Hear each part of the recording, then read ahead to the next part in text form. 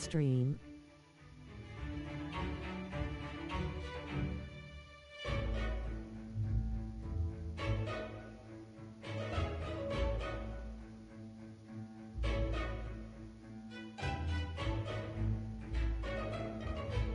It broke. Hey there guys, and welcome back to the Gamer's Grotto. So tonight we're going to do something a little bit different since the stream crashed there tonight. We're going to do a podcast. And instead we're just... Thank you, Chase. I'm well aware. You can shut up now. But anyway, we're going to be doing a podcast. I'm just going to do some painting while you guys all talk. We will just come in and we'll talk about things going on, whatever. So I'm going to just concentrate on some paintings here. I think I've already done this one. Have I? I feel like I have. Yes. I think this is the one I'm on. Is it? I feel like this is the one I'm on. Not like... No.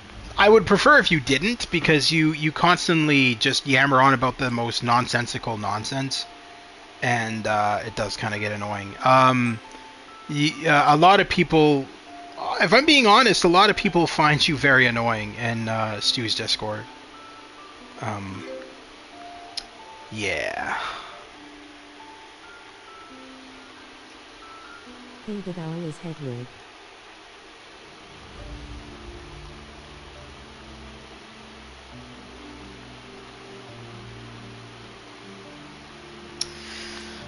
All right. They always have in here like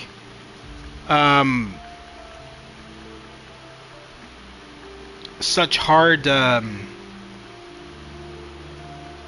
things to paint. You have to like really well, you're not. That's the problem. You're very not good because you're constantly joining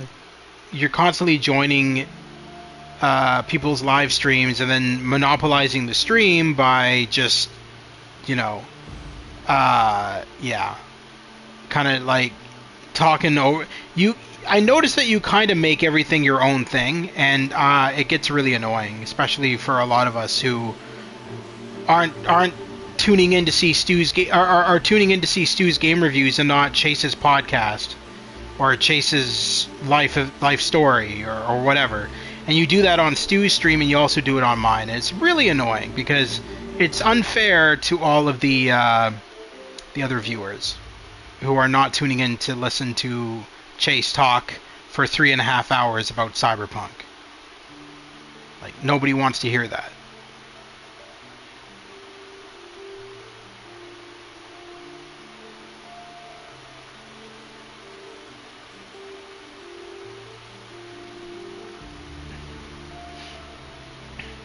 Pretty sure it's getting to the point that we're just going to probably mute you. We'll let you watch our streams, but we'll probably just mute you so you can't talk in the chat.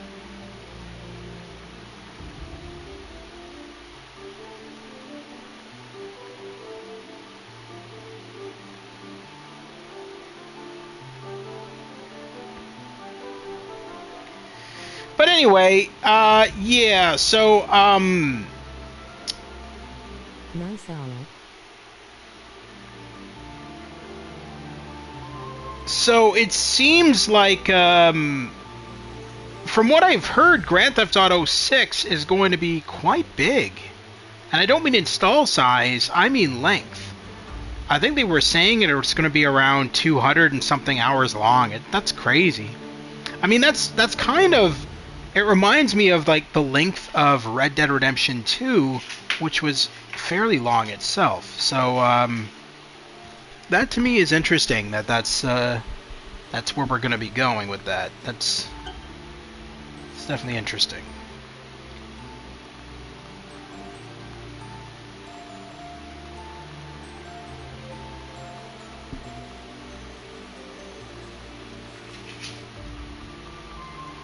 So 2026, it's coming out now. People are saying not Reddit. I stopped using Reddit.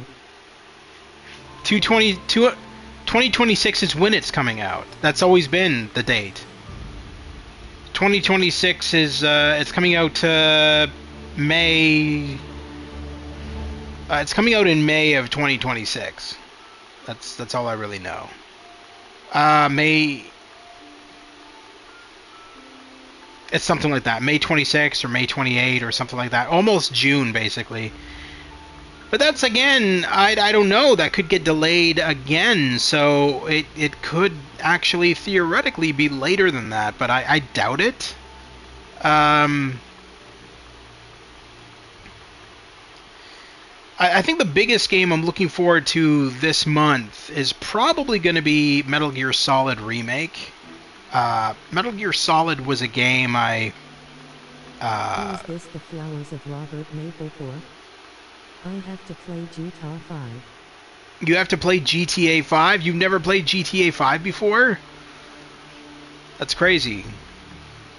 It's an okay game.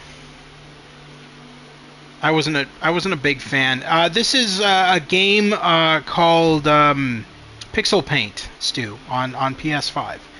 I've got all of their games. They're usually about $1 or so. It's made by there's a game company on PlayStation that is releasing these Find the Hidden Object games. I think you've streamed a couple of their games actually on your channel in the past. But yeah, they made this, and it's basically Pixel Paint. And I figured this is a good thing to play while I do a podcast, because I don't have to focus too much on it. I can just talk to you guys and kind of just fill in, little spots here. And it was getting really annoying to me when I was streaming that other game that Chase was constantly interrupting everybody. Probably. It was getting really annoying to me that Chase was constantly interrupting my previous stream. And so I was like, you know what, this is probably a good opportunity to just do a podcast where we can all just like talk about whatever's bothering us or how the day's been or whatever.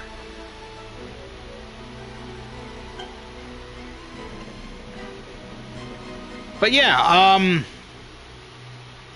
I'm really looking forward to Metal Gear Solid Remake. Metal Gear Solid was a game I played a lot of when I was younger. Why did you keep farting at the end of the last stream?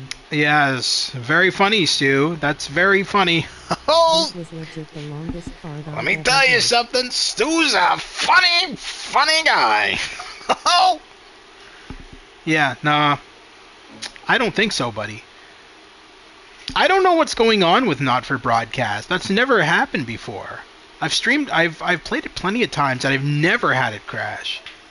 Leave it to the fucking game to crash when I'm live streaming it. I don't think I'm going to play it anymore. It's not for you. It's a stealth-based game. You don't just run around guns blazing. There's a lot of games that I know you'd be bad at, and the reason I tell you it's not for you is because I know what you're like, and I know you'll like rage. It's not a YouTube copyright. They don't crash a game because it's a YouTube copyright. Think about what you're saying. Anyway, the reason I recommend you avoid games is because I know your anger issues, and I know what you're like, and I know that certain games will just make you rage and try to break everything in your house. And that's why I don't recommend Metal Gear Solid and stuff like that to you. More so for your parents, because your parents don't need to deal with that shit. Mafia 4, technically. Mafia the Old Country, which is technically Mafia 4. I streamed a game about a plushy skunk and YouTube broke the game and shut down my stream. Hyphen, do you remember that? I have ADHD toys I can squish.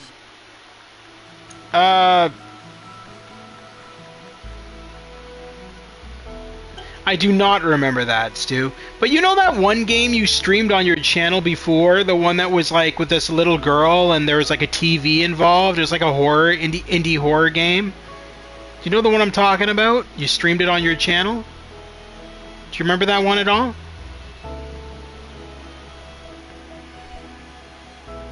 Amanda the Adventurer. Amanda the Adventurer, that's the one. So that one got released to PS5 a couple of months back. I was considering getting it, but I don't know. I remember you didn't like it too much, so I was thinking, I don't know if I'll like it. Now, another thing to mention, Stu, is I do want to bring you on my channel. Mainly for... Actually, if you want to, you can get on mic right now. We can we can have you on the channel to talk. Would you like to be the first guest star on the first podcast? Would you like to come on? Chat about whatever, the latest Atari games, whatever you want. Let me know if you're down. But anyway, I think I want to make this a common thing. Maybe like once or twice a week. This is a podcast. I didn't realize. I'll join. Yeah. I'm not actually streaming this. I mean, yeah, that's the whole point. Is with this, with the music in the background, and I can just mess around with the painting while I'm chatting with you all. I think that's how I'm going to do the podcast. That way... On PS, not Discord, right? Yes, on PlayStation. Yes. Waddle, I am very sorry. Please don't take my chatting away. I will chat Nickly. You will chat what? I don't know what you just said. But anyway, so yeah, Metal Gear Solid was a game I grew up with. So I'm really excited to stream that on my channel. And apparently my friends want me to do it in Solid Snake's voice the entire time. So we'll see if that happens or not. I think it was Stu who recommended that when I stream Mafia 4 that I do it in an Italian voice. But we'll see. We'll see how that works. Because oftentimes, as a voice actor, it'll strain your voice if you're doing a voice for too long. And trust me, the last thing you want as a voice actor is to wake up with a bad sore throat. Godfather voice.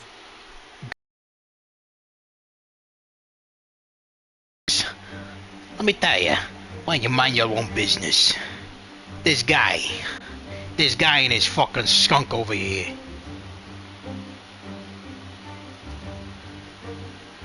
Anyway,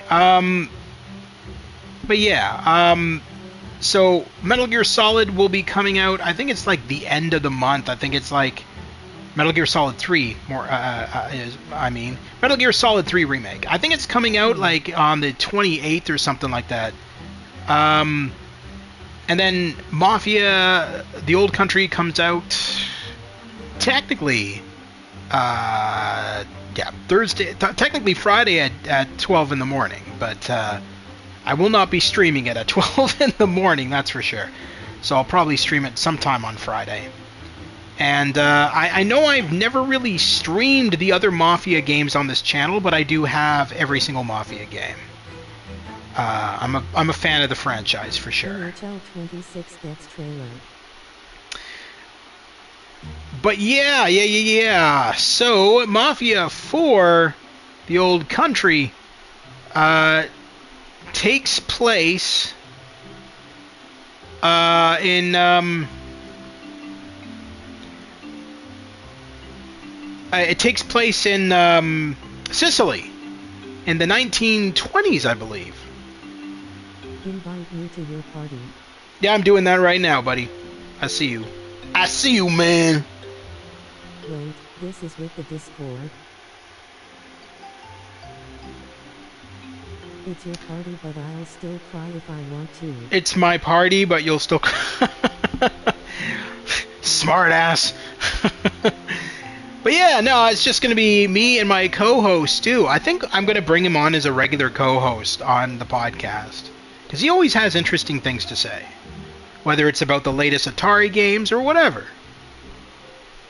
Welcome, fellow co-host. Hello, sir. How's it going? Nice. I'm doing good. How are you doing? I'm good. But you gotta invite me to your share play. Actually, I don't really. I don't need to invite you to my share play. What's so important? So what is this? What is this game? Is it like paint by the numbers or something? Kinda. No, there's no numbers, not that I know of. It's just painting pixel art, and there's thousands and thousands of ones. They come in different sizes.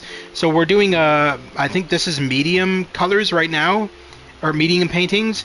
then the massive ones are like entire fucking cityscapes and everything like that. So they keep you busy. There's a ton of them. It's just a nice dollar game. If there's a skunk one, please. I don't think there is. Skunk one. Yeah, I know. I don't think there is a skunk one. If there was, I'd share it, but I don't think so. But yeah. So what's new with you, man? I got a haircut today. It's really fun. Okay. All right. Okay. Today, I think. I got a couple of games in the mail, but that's like usual. And I went for a walk. That's. This is already starting to become a very, very interesting podcast. What does this feel like? A senior's home podcast? I'm telling you what's new. That's all. If your haircut is a big deal, you know. Well, I went out for a walk. All right. She stayed at the Jersey Shore with a friend of hers. So theoretically, like I'm a bachelor or whatever, but the reality is I have 2 kids here, so it's not like the older kids, but still, it's not like. I went for a walk too. I walked to Go Lake. Lewis, you said a RoboCop gun? Wait, do you have a replica RoboCop gun, or are you just saying stuff? I can't tell. I think he was talking about his junk. I don't think he was. What? Sure. He was shining there, he said. But yeah, so yeah, no, I do plan to stream. I do plan to stream Mafia 4 on Friday. I'm kind of looking forward to that game. I'm iffy about it because the price drop is really weird. Most. One, but I don't want to break the law. You don't want to break the law. Yeah. Well, I mean, if you had a replica gun, it would not be a real gun anyway, right? It'd be like plastic or whatever. But anyway, so Mafia 4 takes place in Sicily in the 1920s. It's dealing with the old code mafia, so like the classic mafia and this. Do I feed ducks? No. I don't. I mean, I have a cottage on Doe Lake, but no, I don't. By the time if I'm staying at my parents' cottage, or the family cottage, I should say, generally by the time I wake up, the ducks are already long dispersed, because they only like hang around like really early in the morning on the beach, and then they just kind of leave. Can I say something random? I mean, why not? Chase has been doing it all the time.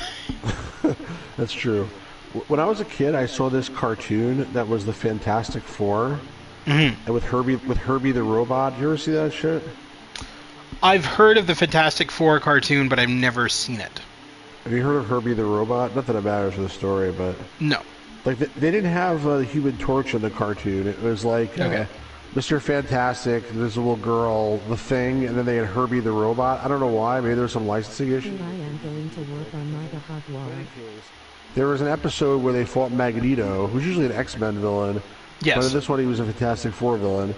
And the way that they beat him at the end was Reed Richards made a gun out of wood, and he held the gun to it wasn't even a real gun, and he held the gun to him and basically said like, hold him up, stick him up, whatever. I love X-Men.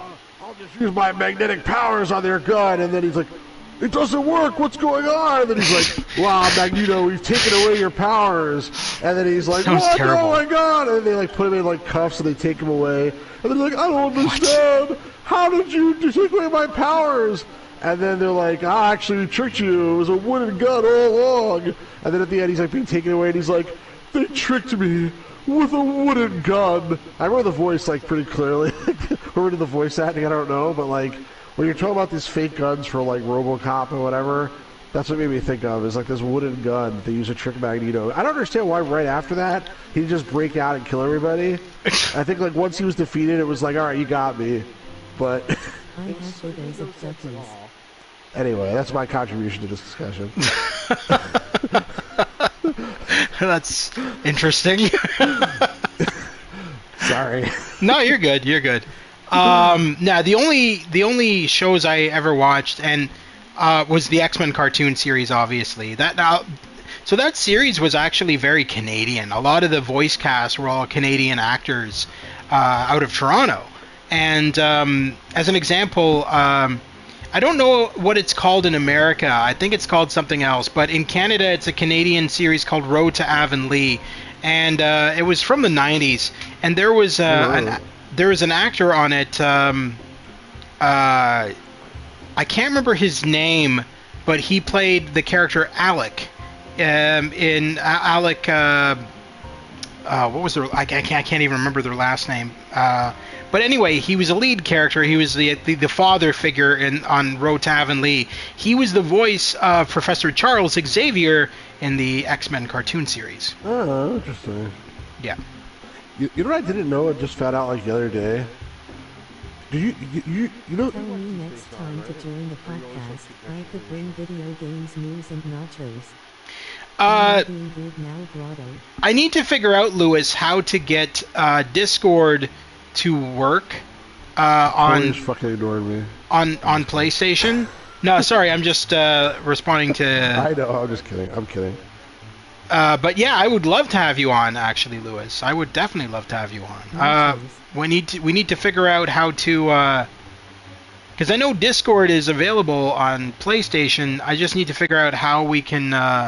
Actually, you're joining on your PlayStation, Stu? Right? Yeah.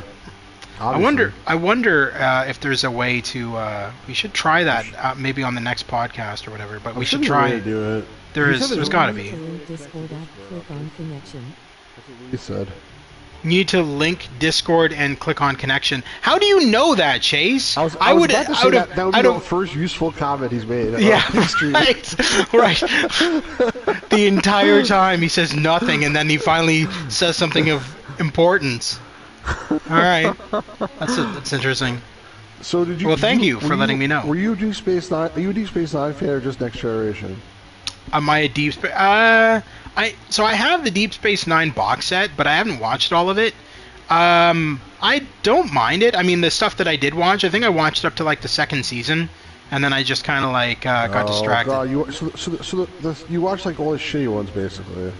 I will walk you through it. When it came out, like when it was on the air originally, when they were on the same time as Next Generation, the first season is pretty bad. It's not like bad, but there's nothing good about it. I could tell because you look at Odo in the later seasons and his makeup looks good, and you look at him in the original series and it's like they had trouble understanding what his face was going to look like or something. I don't know. No, definitely everything got better. Their budget got better, but like the first couple of seasons, it's like okay, but a lot of the episodes are like bad filler episodes. Like most of the Next Generation, they have some like bad filler episode where like Geordi's mother is like on some ship or some stupid thing. I remember like that. Yeah. Like that's an example of a bad episode. I feel like Deep Space Nine, half of them are like that. In the third season, it started to get interesting. Okay. And then in the fourth season, in the very beginning, they bring in Worf as a main character. Yeah, I remember that. That's when it starts to get really good. But anyway, there's one episode where you probably didn't see it. I guess probably the third or fourth season. But there's this big baddie called the Dominion, which they end up fighting for most of the series. Yeah. And they send this Galaxy class ship into Dominion territory to like help out whatever. Okay. And the Dominion ends up doing a suicide run and blowing up the ship, and it's like supposed to be like holy crap.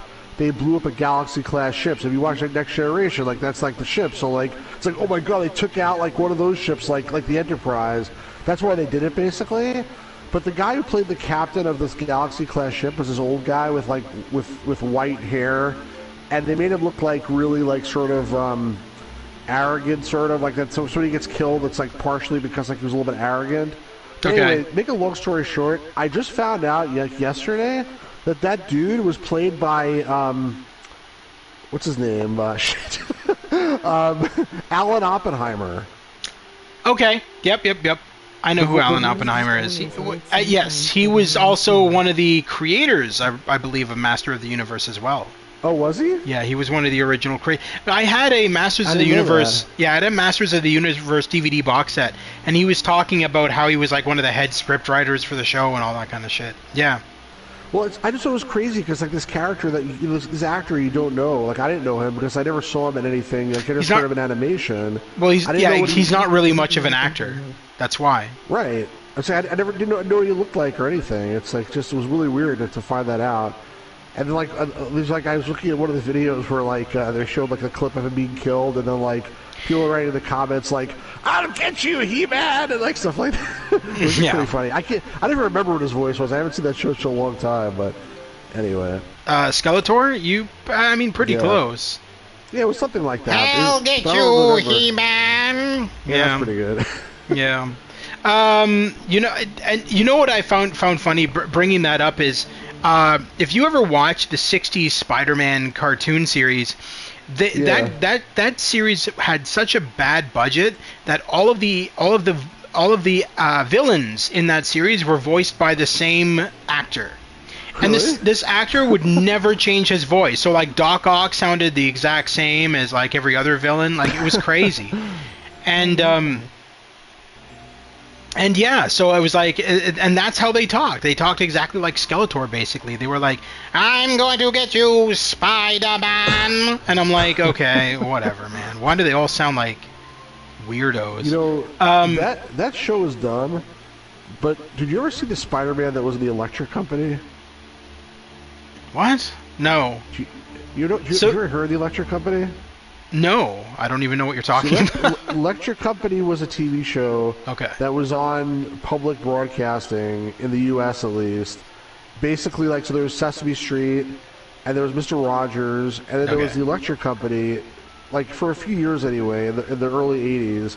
And it was famous because Morgan Freeman was on it. Oh, okay. And also Rita Moreno was on it.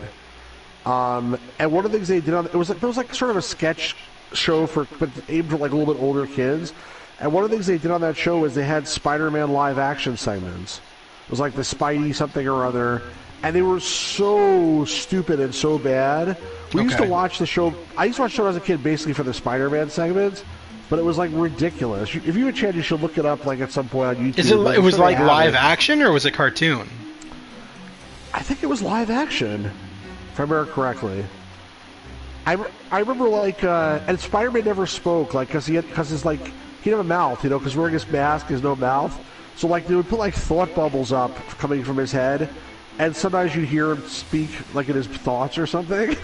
Okay. But only other characters spoke. It was really weird. It was very strange. Anyway, so, you should look for it. Did you ever see the live action Spider-Man series from the 60s as well? Watch Marvel as much. I am more into ponies, puppies, and racing car shows and baby animals on Animal Planet. A movie where like he's trying to stop people from putting together like a nuclear bomb or something.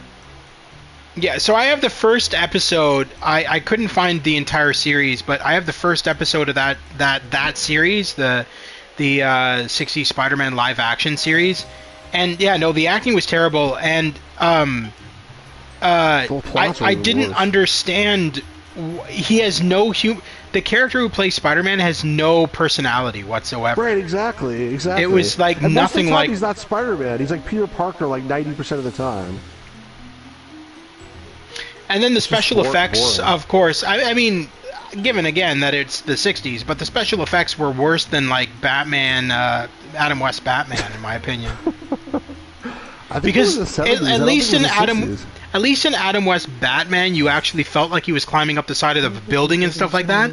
But what they did with the Spider-Man live action series is they literally just superimposed him onto. So they went out and filmed the building.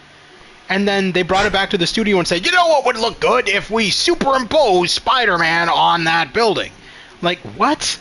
No, it's terrible. And it literally looks like he's just been superimposed onto the side of a building climbing it. I'm like, okay, that's terrible. That was a cool effect of the Batman TV show, where they did it sideways. I thought that was cool. You know how that was done, right? Yeah, sideways, I'm saying. Yeah, it was just the floor. They were walking on the floor, and then the windows of people opening them, like, you know, like Betty White and all these other guest stars Yeah. opening the window. They're actually just opening panels in the floor. So when you think about it, they shoved Betty White into the floor. Like, okay, Right. get in the floor, Betty. Yeah, that's funny. James McCrossan says, different game I see. I love Batman 60s how snappy. Nice art stream. We ended the last one with like tons of farting, and so now we have art instead. The game crashed, so I'm going to be deleting that stream, but we're... The crash was like... for like I don't know how long. Pretty much. So this is what we're going to do from now on for the podcast. I think this is good because it gives us an opportunity to talk, and I don't have to like pay too much attention to what I am doing, but it also gives the opportunity to viewers to not just stare at a black screen while we're talking. I'm sorry. It's interesting because I wasn't really paying attention, but you've done a lot of art in this period of time. It Yeah. looks pretty nice. I can quickly show you some of the other art that's in here because it auto saves. So these are the small ones, the tiny ones. I'm assuming you're looking on your phones too. And I mean, some of them are. I mean, they're really detailed. A lot of this art, but then you get to the huge ones, which is like, you know, just these massive environments. Now, from the distance, it looks like, oh, that's easy to paint. But then when you go into it and start painting it, you're like, oh yeah, no, this is not. I like this one. This one of the dog. I thought this one was pretty cool. But yeah, no, it's. For some reason. Huh? My stick loading now for some reason. Oh, okay. Buffering. But yeah, no, it's a neat program. I like it. I find that a lot of the pixel art. What's up? I think my Wi-Fi like maybe went out because, or like. No, if your Wi-Fi went out, you wouldn't be talking right now. No, it's like it's something weird happened. It's back now. It was like the signal strength was like super low. It's working now. But yeah, so you just paint different art. It's an easy trophy. From My Little Pony. It's an easy trophy gathering game, if you will. But yeah, no, it's in my opinion, it's quite fun. No, it's definitely relaxing. Yeah.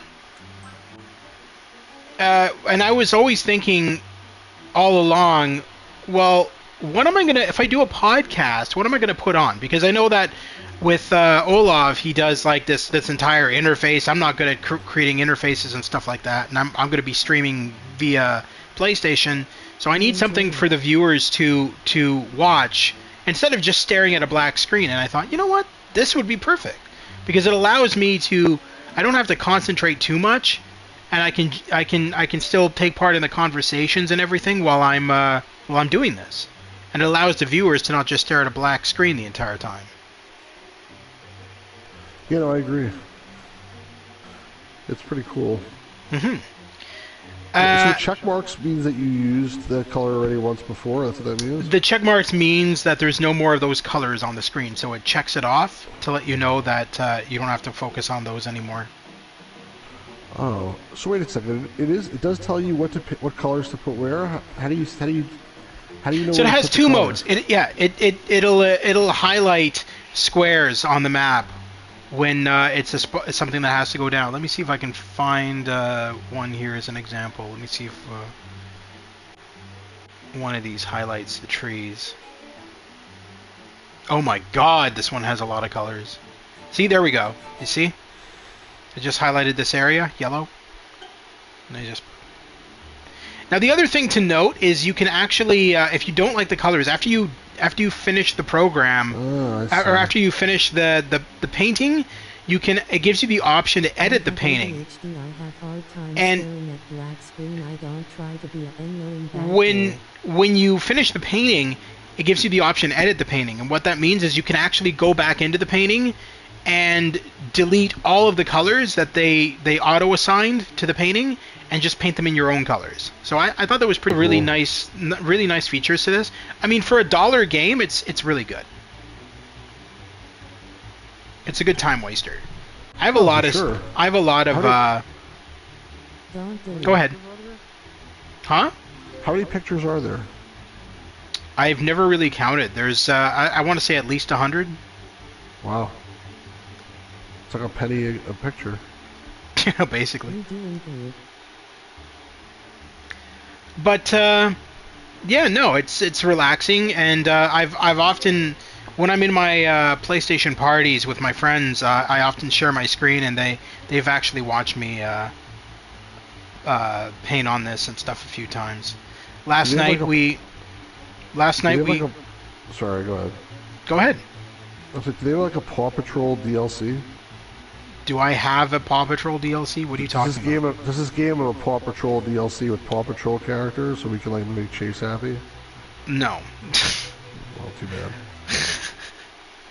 bad. Anyway. Patrol.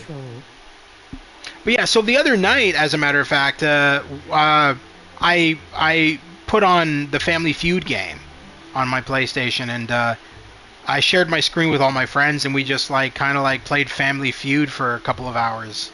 That's fun. And it was enjoyable. Everybody had a good time. Which version, like a Family Feud, was it? It's like a new version? No, there's only one Family Feud game on console, and it's an old. It came out in 2016, I think, and it was made by Ubisoft, and it's good. It's a good quality game, but it doesn't have the actual hosts or anything like that. It's a made up. No. It's a made up host. His name is Lucky McCoy, which is the stupidest name ever. But Stu plays weird games. Well, thanks for sharing, Chase. It's true. I mean, you have for sure. I don't understand how you've made it through Time Runners. I mean, that I would have lost it on that game a long time ago. I mean, I've made it through the 25th Ward. Yeah. I mean, I think that was the absolute all-time worst game. Time Runners. The Silver Case and then the 25th Ward. I want to say it was also Shibuya Scramble. I mean, that game was bad too, but at least it was funny. Remember that stupid girl in the cat suit? What kind of suit was it? It was Nico suit. Yeah. But what I don't understand, that crazy guy with the afro. Sorry. What I don't understand is what they were going for with that game. I don't even think the developers knew, because at the beginning of the game, when it first starts, it's all serious and everything, and you're investigating a murder and stuff like that, and then suddenly the next thing you know, you're playing as a hamburger. I'm like, what's going on with this fucking game? It's all over the place. That game at least was entertaining. The other game with the that weird old man stream. Scramble, the 25th Ward, or the hell it was called, that was just complete crap. Where you did the voice of that guy where he's like, hey, you owe me 10,000. I don't like that big dick they called you, remember? Yeah, I know the so one. Stupid. I know you know what I'm talking about. I'm just saying, yeah. There was nothing good about that game. It was just, and it was a game that supposedly won awards and whatever, and people were like, oh yeah, it's a good game. You can't trust anybody. They just lie. Swag. Seriously, you can only trust yourself, basically. So Chase, I play some bad games sometimes because Still play swag. I'm too stubborn to quit. Again. But oh well. I don't understand, was that Time Patrol game or whatever it's called? Time Runners? Was it Time Runners? Was it highly popular back then? Why did they make so many episodes? That's crazy to me. I think it was one of the first episodic games that they made. And this company, Simulmondo, made 4 or 5 episodic games at the same time. That was their whole business model. And one of the games was called Simulman, and that was actually a character that showed up in Time Runners. I don't remember what the other ones were. I think one was called Tex, and it was some kind of Western or something. But in any case, you say that they're one of the first to do episodic games. Let me just go on record here and say that they're one of the first to make an episodic game series go on for that long. Even by today's standards, because not even episodic games today are that long. There's no way that they're going to be in 20 parts. The Well, you're highest right. I've seen is 6 parts. It's never been any more than that. But they also like reuse tons of assets. Like if you play like a Telltale game, there is some reuse there too. But like you always, you always get to new locations, and Yeah. I feel like it wasn't that expensive to make this game. But regardless, like they just like sold it like on the newsstand apparently, and you know I guess they committed to some certain number of episodes.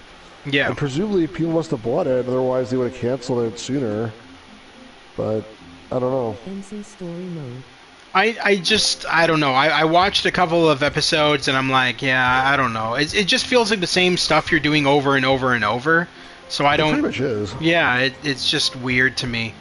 Like I said, I just want to get through it, but I don't expect any like payoff really. Then it's probably gonna be like, you know, congratulations, like sucker, like Yeah. you suck. I mean, that's probably what's gonna happen. What is this?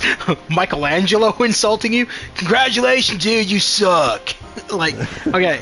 All right.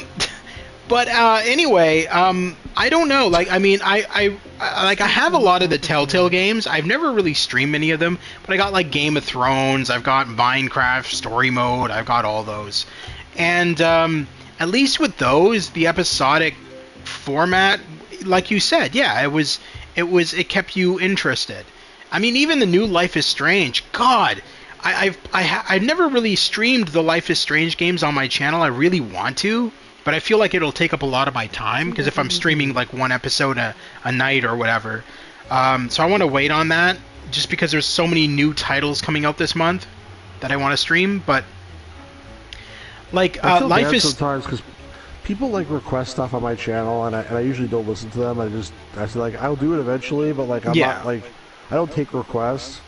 Yeah. But like I got a request a long time ago for Life is Strange, and I've never done it. I intend to stream it at some point too. So the new Life is Strange, the newest one that just came out, God, they've come so far with their animation. Holy shit. The new one, they used full facial capturing and motion capturing, and it's like, it's insane. Like, you can tell that their budget just skyrocketed. And the writing is phenomenal, too. The writing is so good. It's changed so much since the first game. Like, I mean, the first game just felt so indie, and now it feels like a AAA game when you play the newest one. Oh, that's pretty cool. Yeah. As the latest one, is there a physical version of that? I don't know if you would know, but I think there is. Did have physical versions. Yeah, no, I'm pretty sure there would be. So, yeah, no, like I said, I have all the games in the series. The newest one I got, I want to say like a month or two ago. And it brings back the character from the first game, Max. And she's all grown up now, and she's in college. And she's got new powers. So the whole point of the Life is Strange series is everybody who lives in those towns, that town basically has these powers, ends up with these powers. And it's always been that going theme with the Life is Strange series, that all the main protagonists you play as have a special power, a superpower, if you will. Right. The only time that it's never been a thing is in Life is Strange 2, where you don't have the power, it's your younger brother who has the power. But in Life is Strange 1, Max had the power to rewind time. Then Life is Strange 2 is the brother who has the power to basically do telekinesis. He's able to lift objects up with his mind and stuff like that.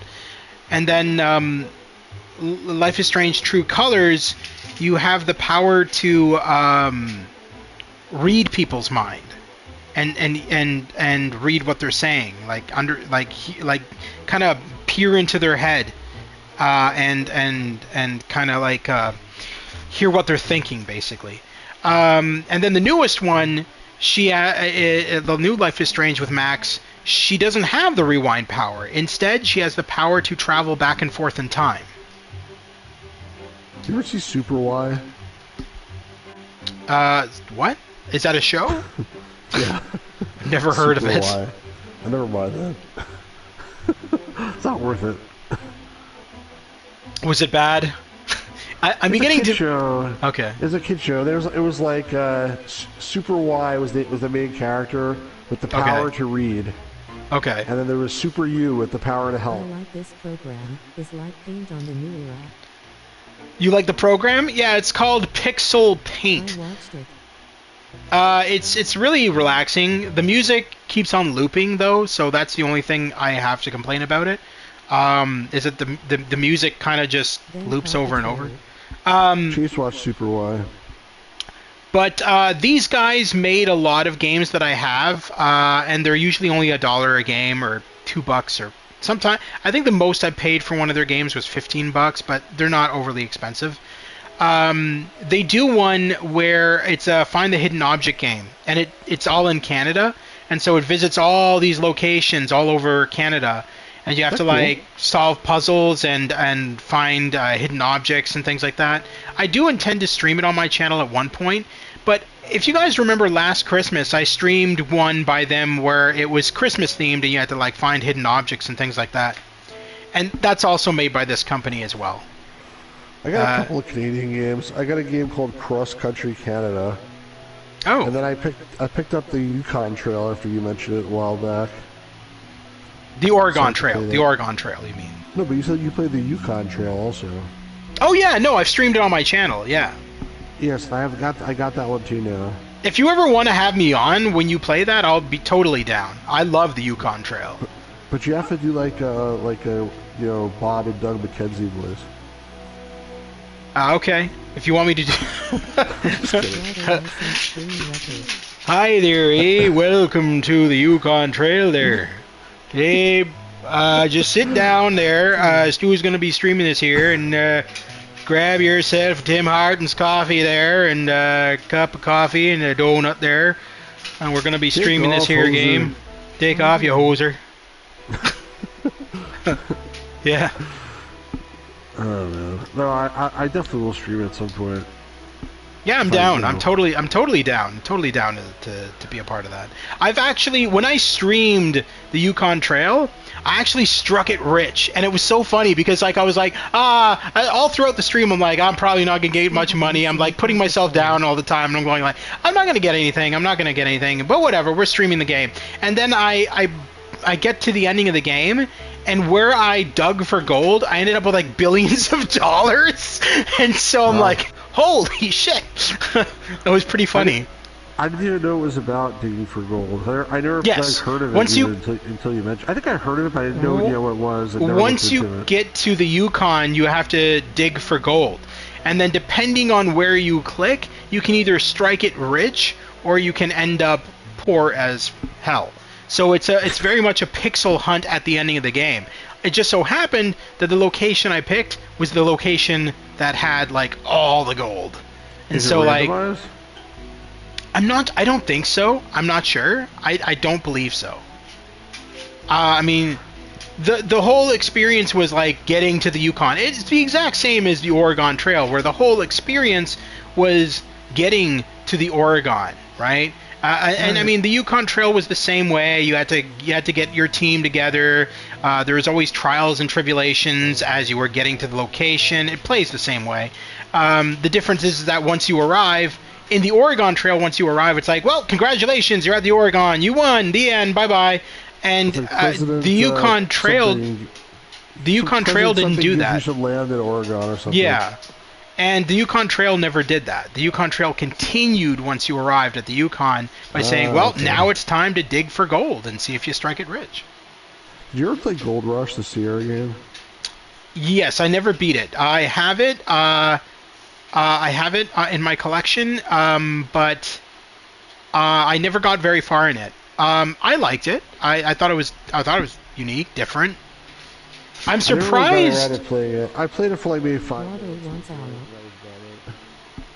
It looks cool. I'm surprised that out of all the games Sierra was remastering and remaking, that Gold Rush never really got a remake. Oh, it Until did, actually. way later on. No. It got a remake, sure, but it was a fan-made remake, not by Sierra. I think it was the people that made the game like got their rights back or something. Well, there was the fans made like Wait, a Gold what? Rush 2. The fans made like a Gold Rush 2 or something. But then there was also like a remake that was done by the people that made the game originally. I thought that the people who made the game was Sierra, though. It was Sierra, but it was like, who made it? I don't remember. It wasn't like it wasn't the Murrays. That was the Manhunter games. Oh, I know what you're talking about now. You're talking about the actual programmers who worked at Sierra got the rights back. Now I got you. I think it was some guys like who were mostly independent from Sierra, and they came and Sierra like contracted with them or something. Oh, that was Ken Williams was always doing that. I mean, when he was talking about bringing in Daryl Gates, who was the most racist man in America, to do Police Quest 4. Ken McNeil and Doug McNeil. That's the two guys. They're on the cover of the game. Like, it shows them like in like a little circle, their faces. I still find it funny that there's been interviews with like Sierra programmers, and they've been like, when Ken Williams brought on, like, replaced Highway Patrolman Jim Walls with Daryl Gates to make Police Quest 4 in the SWAT games. A lot of the programmers at Sierra kind of like rolled their eyes, like, "Oh God, why him?" And so he came on. He's like, and he said this stupid. He made them do like the stupidest things. Like, I mean, have you played Police Quest 4? Do you know how racist that game is against black people? Like, I mean, yeah, we talked about this. It's like, pretty bad. At the beginning, that guy's like, I heard gunshots. Pow, pow, pow. Pop, pop, pop, pop, pop. Yeah. No, my favorite is how every black guy in that game is like, yo, 5-0. Like, I saw this guy and he got killed, 5-0. And I'm like, what? Nobody talks like that. Black people don't. But the stupidest thing is that you like see interviews with Daryl Gates on this game. He's like, well, you know, I wanted the characters to sound like real black people do. So I'm like, what? You must be kidding me.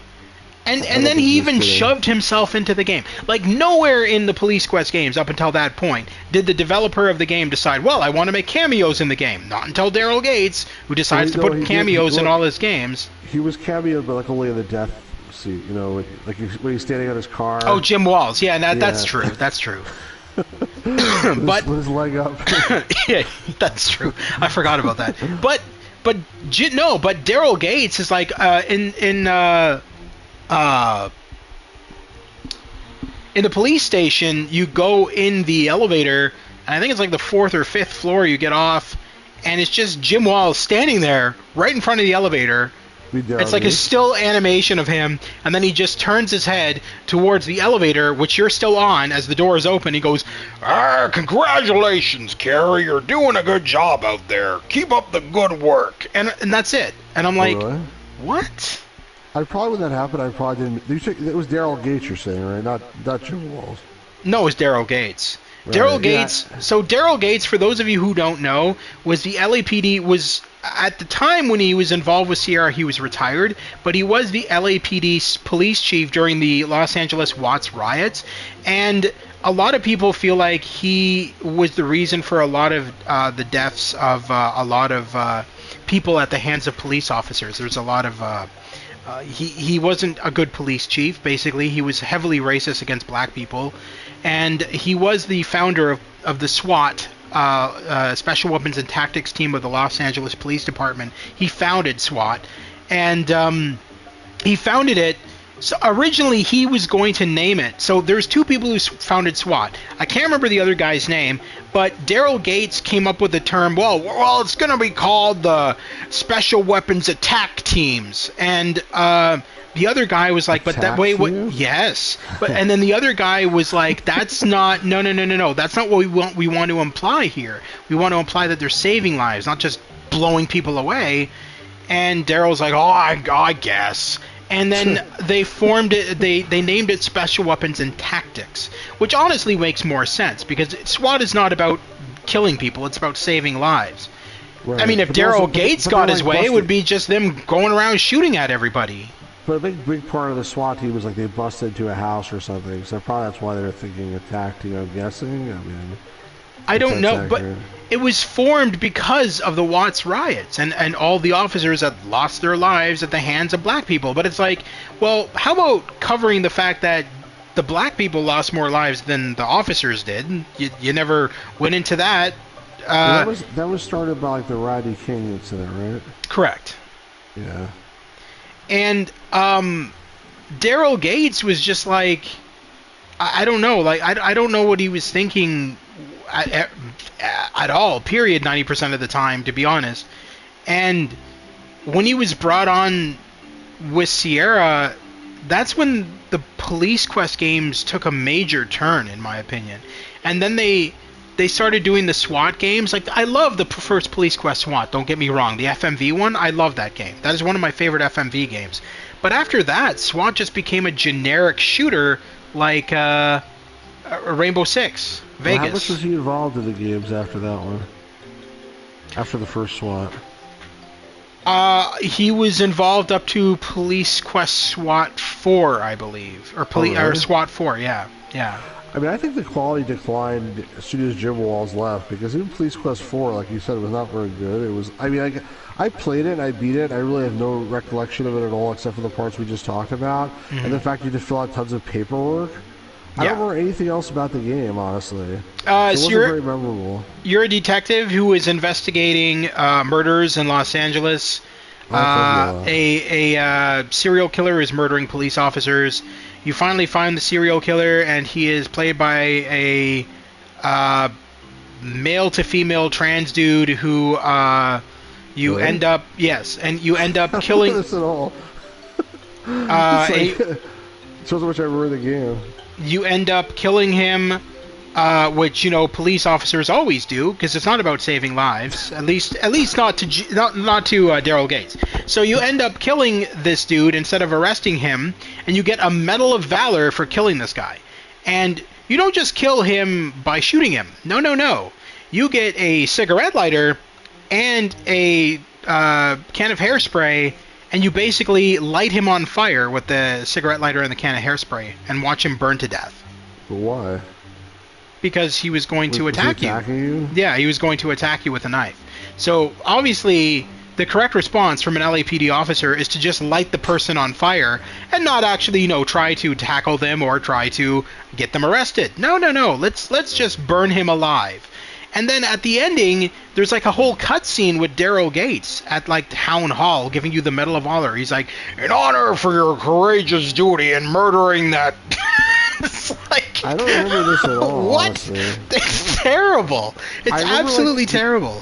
The other games I remember, like, you try to shoot somebody and you lose the game. Like you'd say, like, oh, why don't you use your nightstick or whatever. Yeah, because it's not about George Floyding people into the curb, but apparently with Daryl Gates, that's exactly what police force is. And it was so weird because it's like, that's police brutality at the end of the day, and you're getting an award for basically being a brutal police officer. And I'm like, honestly, well, I have no recollection of this at all. Like in those other games, remember, like, there was a whole plot, like the police officer was not like a cardboard cutout. Like he had a life. Like there was a girl he was dating, and then he married her, and like she's in a coma in the third game. Yeah. And it's like you feel like there's actually some character. And there's like another part where like you go to this place just to talk to in the first game to talk to your partner, or not even your partner, it's like some guy, one of the other people on the force, because his daughter was like doing drugs or something like that. He's like really depressed. It's like there's all this stuff that's not.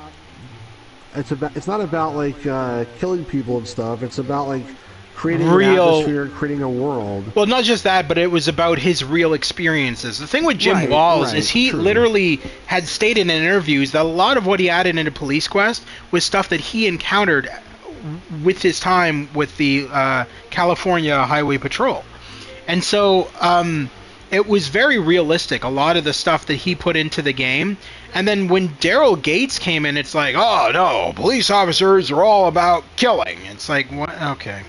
Well, it's like, I think it was like, this guy, Jim Walls, was probably some small town cop. And he was. This guy's like the head honcho. LA. Right, it's probably he knows more, whatever. But what I'm saying is, like, forget about all the stuff that you're saying. Like, just in terms of fun, like, there was no fun in those other games. They Well, were I just don't not good mind. games. I don't mind the later SWAT games. I thought that the FMV SWAT was really good. I really enjoyed that one. It was different. It was unique. Um, the when they took away the Police Quest title and just called them SWAT, they just became like a generic tactical shooter.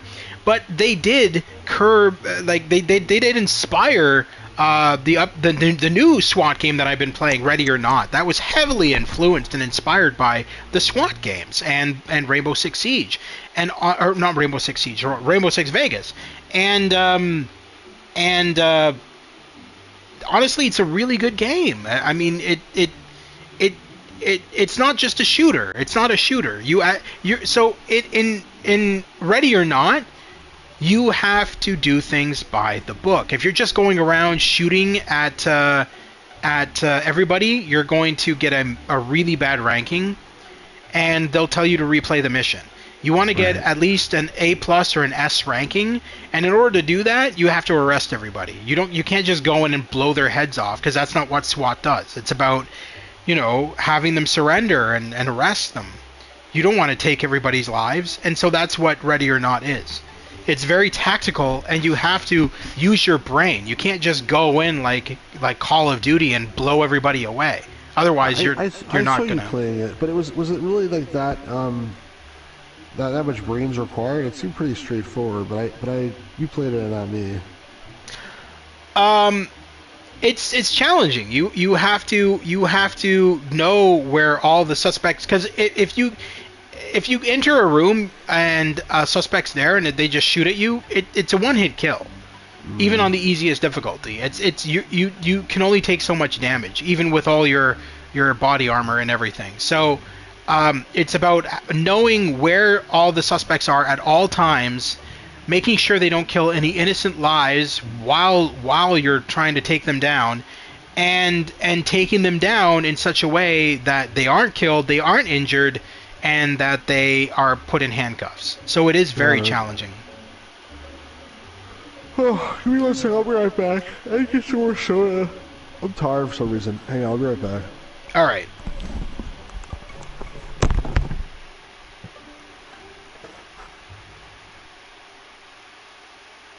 I don't know where these colors are, man. I'm trying to look for these. Oh, wait a minute. Here we go.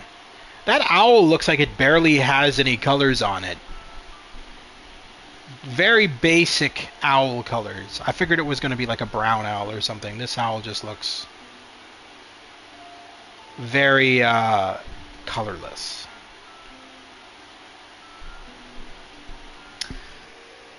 What do we got here? Still got some more.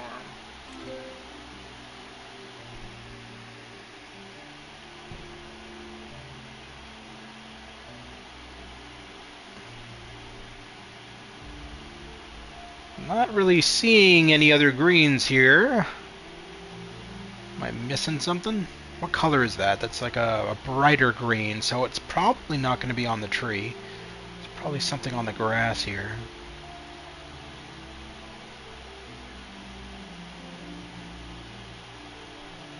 Oh, there we go. Just one small pixel. Alright.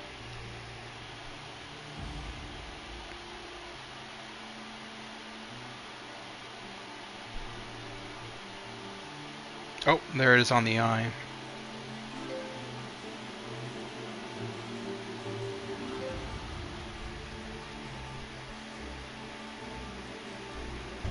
Is that our last color? I think that might be.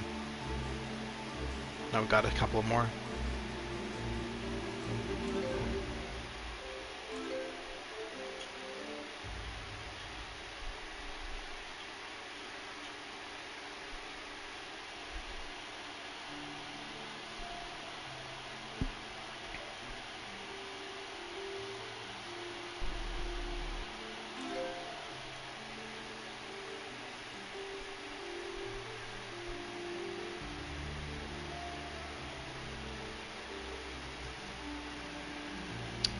Got a 60. That's the sky. Swore I got every pixel on this. Oh, one in the top corner.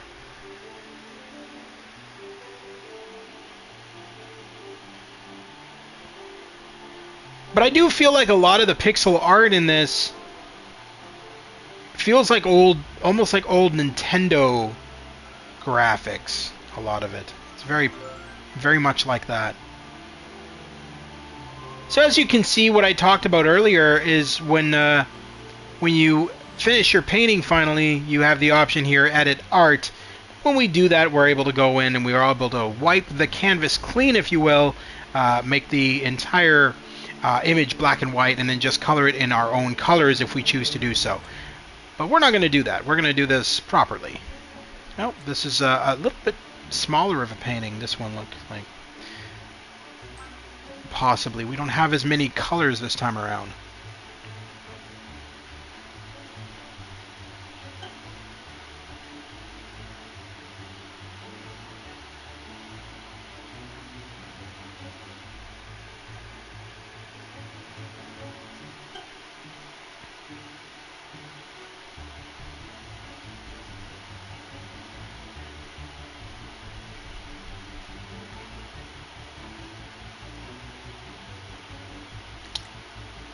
Yeah.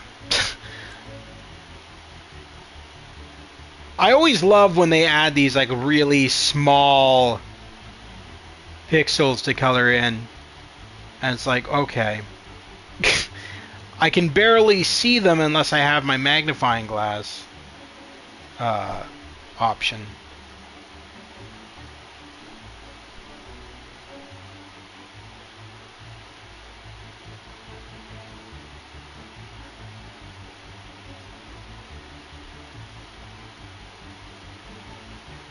Now, going back to Police Quest, another thing to note is when Daryl Gates was brought in to make Police Quest 4 and the SWAT games, Jim Walls went over to Tsunami Software, which I believe was another company that was co-owned by Sierra or something like that. And he made Blue Force, which was basically the spiritual successor to Police Quest 3.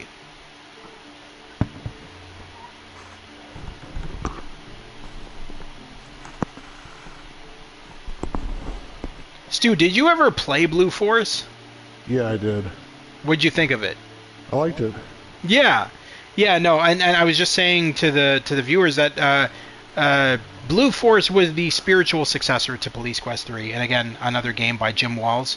That was when he left Sierra and then went to Tsunami Software and yeah, good game. And made that.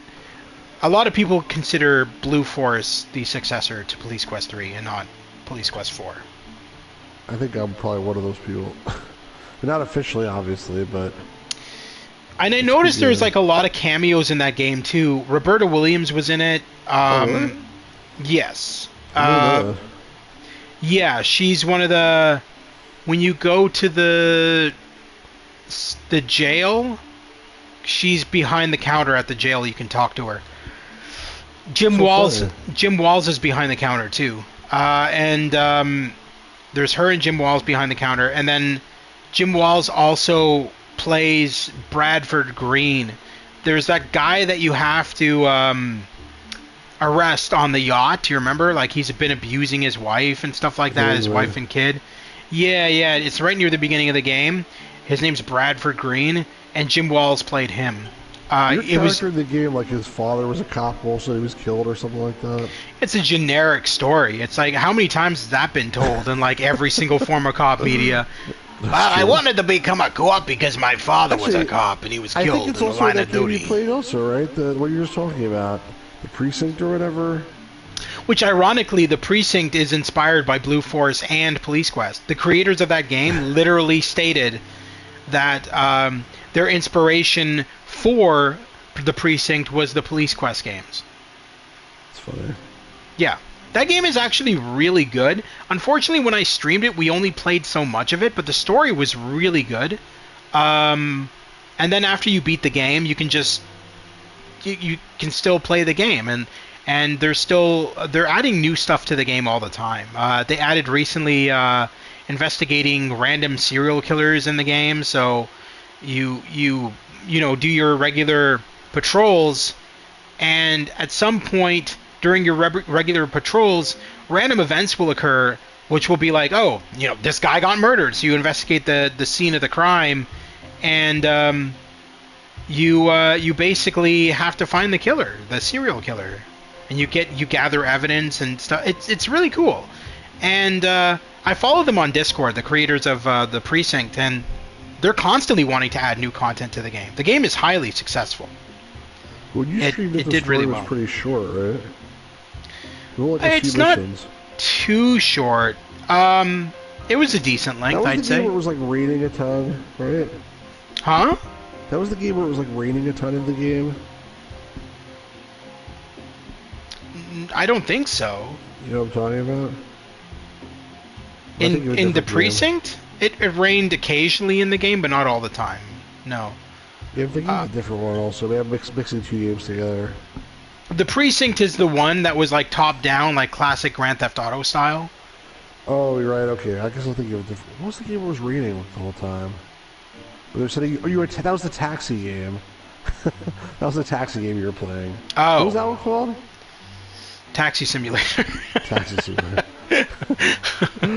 Yeah. The one that's in where it was sort of short. The one that's in, yeah, that one was very short. Yeah. Right. The one that's in New York City. Mm-hmm. Yeah. And then your dispatcher sounds like he's literally out of a TV show. Right. Yeah. All right, I want you to go here, pick up this person, and drive them to their location, okay? That's a good boy. Remember, if you piss me off, I'm gonna be pissed off. Oh, man. Yeah. So what else is on your mind? We need to plan these better. We need some topics for this podcast. Yeah. Yeah, we really do. But I don't know. Like, I'm really excited for the Metal Gear Solid 3 remake. It's being done in Unreal Engine 5. That's coming out in a couple of weeks. Mafia 4 is, of course, coming out Friday, and deals with the Sicilian Mafia, and so it takes place in Sicily in the 20s, I believe. Cool. You mentioned that before. Yeah, I don't really know too much about it. I've been kind of avoiding the trailers and the spoilers and everything like that. I don't like to learn about the game before I play it. That makes sense. But you do like to play it before you stream it. It depends. Sometimes, yeah, I do. Just so I don't get stuck in the game, because I find it boring for me as a viewer to tune into live streams of people who like when we play it. I'm like, what the hell does it do? I wasn't walkthrough. Yeah, I wasn't hinting at you though. I'm referring to other live streamers, because I've tuned into like Jacksepticeye as an example, and others who are like they're playing a game, and it's like, I suddenly don't know what I'm doing here, and I have no fucking clue what I'm doing. And I'm like, well, why am I tuning into this? Like, why am I tuning into somebody stuck on a game? Like, yeah, I could just play the game myself and be stuck on it. I don't want to. Sometimes there are people that stream stuff also, and it's like the rules of the stream are like no help allowed to be given. You know what I'm talking about? Yeah. And then it's like they just like flounder around forever, and it's like, no, you fool, just go over there. But like, they kick you out of the stream if you say anything about it. So. Yeah. I don't see that very often. I mean, I've heard that that's a thing, but a lot of the live streamers that I watch, they listen, they look at the chat. I mean, Jacksepticeye and those higher ones, they never bother with the chat. They don't give a shit about the people in the chat. But you know, lower end streamers that are still making a name for themselves, they don't have millions of subscribers. They're at like 5,000 maybe or more. But nowhere near a million. But they do pay attention to the live chat. If people are like saying, "Hey, you missed this" or whatever, they'll be like, "Oh, thanks," and that, you know. So it is a thing where a lot of the medium live streamers, medium popular live streamers, they do welcome the help. I always like talking to the chat, but I don't like when people just tell me answers, especially if they're looking at like hints or something. Like I want to at least try. I have no problem whatsoever if somebody who hasn't played the game before tells me to try something. That's cool. That's like we're playing it together. But if you've already beaten the game and you're just giving me the answers, like that's not really fun. Yeah. Unless I get stuck, then I want you to help me. You know. But yeah, no, in my case, I do tend to. So there's multiple reasons why I do tend to play the game before I stream it. And then obviously when I do the stream, I kind of like fake surprise sometimes. I know that's not entirely genuine, but it's like, a lot of the times I'll know what's going to happen next in the game, but I'll be like, oh my god, what just happened? And because I want people to think, well, yeah, no, he's playing it for the first time. But realistically, I don't. And the reason I don't is because I want to make sure that nothing like what happened tonight happens when the game crashes. I once read this Archie comic where someone bet Jughead that he couldn't eat like 12 pizza pies or something. Okay. And then he said, I'll take the bet. And then he's like, hold on, so I'll be right back. And then he like leaves for like a half hour. And then he comes back and says, okay, now I'm ready. And then he eats 12 pizza pies and he wins the bet. And they're like, oh my god, it's amazing. And they say to him, like, just one question, like, where'd you go? And he said, well, I want to make sure I could do it, so I went and like ate 12 pizza pies. Which is like, obviously he ate 24 and not just 12. But, I mean, I'm taking this now only with the perspective of like, it must be boring for you to like play the game twice, I would think. No. So a lot of games, I don't know if it's the fact that I have autism or what, but a lot of the times, like, as an example, like Rebel Assault 2, I play an awful lot. I think I have close to 500 hours in that game. Wow. Yeah. Indiana Jones certainly have a lot of hours in there. I think I'm pushing over 1,000 hours in that game. And I've beaten it about 100 times, and I keep going back to it because I just love the story. I mean, I love the acting, I love the story, I love the gameplay. And there's certain games that I can play over and over and over and not get sick of. Well, that's pretty cool. Yeah, and Indiana Jones is certainly one of those. Alan Wake 2 being another. I absolutely love that game. I think that game's brilliant. Star Wars Rebel Assault 2 is great too. And I mean, when you think about it, Rebel Assault 2 was the first of its kind because Rebel Assault 1 didn't use live actors. It was mostly footage from the movies with voiceovers attached to it and the occasional CGI animated characters. Whereas Rebel Assault 2, they brought in an entire cast, they shot it on blue screen, they brought in props from the movies. It was very professionally done. And my understanding of it is because George Lucas and Steven Spielberg were involved in Rebel Assault 2. They were on set for that game, yeah. And the other thing to note is, I'll share these in your Discord, but basically, I think I've shared them in your Discord before, but basically, they had another game in the works, an FMV Indiana Jones point-and-click adventure game. And they were bringing in Harrison Ford for this game to play Indiana Jones. And it was because of Steven Spielberg and George Lucas's involvement that Harrison Ford expressed interest in doing that game. Now the problem is that when Rebel Assault 2 came out and they did it in the exact same style as they were going to do the Indiana Jones game, Rebel Assault 2 did not do well. It underperformed, it undersold drastically, and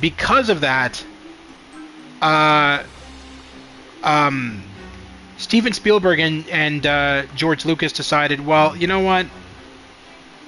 We're not going to do the Indiana Jones game. We're just going to cancel it. Why do you think Rebel Assault 2 underperformed drastically? Because I have a theory on that. Well, the gameplay was very basic, right? I mean, it was very basic. It felt like very arcadey, and the controls were not the best on PC, certainly. Now, when I'm playing it on PS5, the controls are a little bit better. They also fixed all of the FMV segments are nowhere near as pixelated. They went in and they remastered a lot of the graphics and gameplay. Which again, that's going to be the game I'm going to stream with you at some point soon as part of Roberta's memorial stream. Well, that makes sense. But I'll tell you my theory for why the second game didn't do well is because I think a lot of people were disappointed with the first game. The first game sold really well because technically it was very, very cool, and it was like one of the first CD-ROM titles. Like it wasn't the first or anything like that, but like I think the prospect of seeing all this full motion Star Wars video on the screen like really excited a lot of people. Like, I think I told you I saw it like in the computer store, like on a TV screen. I was like, holy crap! And I bought it even though like it didn't seem like my type of game at the time, just because it looked so cool. But I think the game itself was alright. It was like very frustrating, like you're always smashing into the walls and stuff like that, and whatever. And I think a lot of people didn't buy the sequel even as a result because the first game was a little bit disappointing. But I could be wrong. Hang on one second, okay? I'll be right back. I'm sorry. Hang on one sec. Yeah. But anyway, that was the main reason for the Indiana Jones FMV game not being made was the underperformance of Rebel Assault 2. But despite that, Rebel Assault 2 has had a cult following since those years. So now it's become very popular again. And a lot of people bought it when it got released on PS5 in that little remastered edition. And it's become quite a popular game again. And not that helps any, because LucasArts is long gone. The creators of the game, they shut down quite a few years ago now. And a lot of their employees went over to two companies, actually. They went over to Telltale Games, and the other being Double Fine Productions. And so a lot of the former LucasArts employees are now working there. And then a lot are retired too, so it's kind of a bit of both. The younger ones certainly went to other companies, and then the older programmers and stuff probably retired. But it would have been cool to see an FMV Indiana Jones point-and-click adventure game, especially with Harrison Ford starring in it. I think that would have sold really well. But then again, the downside being that because of the underselling of Rebel Assault 2, the game devs decided, well, we're not going to take that chance. We're not going to make another FMV game only for it to possibly fail again. So they just kind of got out of the whole FMV industry entirely, and then just LucasArts focused mainly on point-and-click adventure games with CGI-style graphics.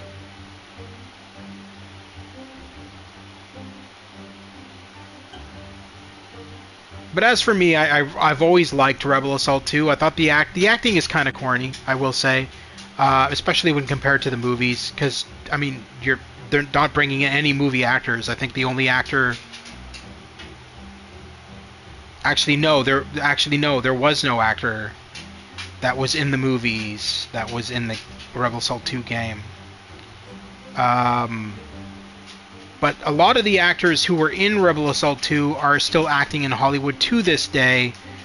Jameson Jones, who plays Rookie 1, the character you play as in Rebel Assault 2, is still heavily involved in the film industry and still making a name for himself in Hollywood. Same with, I believe her name is Julie Eccles, who played the female lead in Rebel Assault 2, who works alongside your character, Rumor Lean, I think her name was in the game. She is still acting as well in Hollywood. So those are the two big names that are still heavily involved in the industry. But and of course, Scott Lawrence, who is the voice of Darth Vader in Rebel Assault 2, is still playing Darth Vader to this day. The last game he did that was Star Wars related was Star Wars Outlaws, where he once again voiced Darth Vader. So he is still heavily involved in video games as well. But as for everybody else, they kind of just moved on and focused on other things.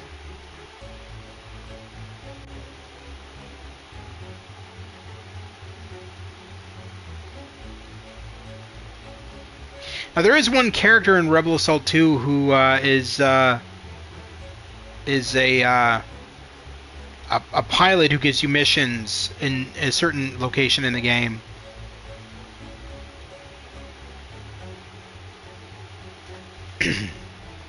And he was used a lot by LucasArts and Sierra for multiple games. He was the voice of Ben Throttle in Full Throttle, the lead character in Full Throttle. He was in that, doing the voice of the lead.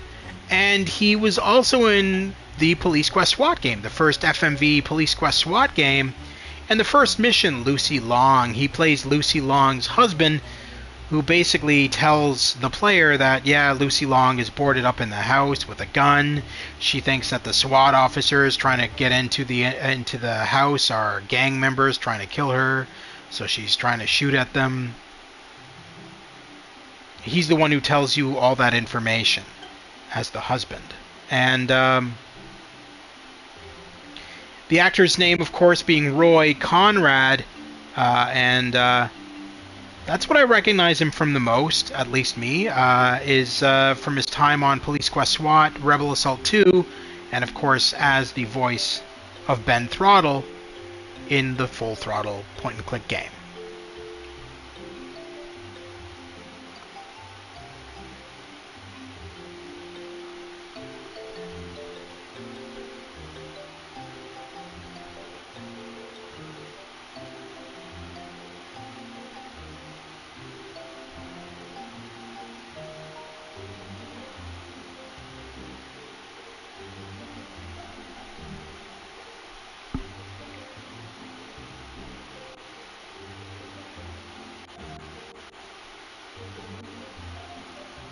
These paintings are even the small ones that we're going through here are pretty annoying, if I'm being honest with you. I can't wait till we start on the extra large ones. That's going to be fun. Remember how Stu throws his controller when he gets angry at games? Here we go. Wait until I get to that part. The podcast will be me just smashing my controller.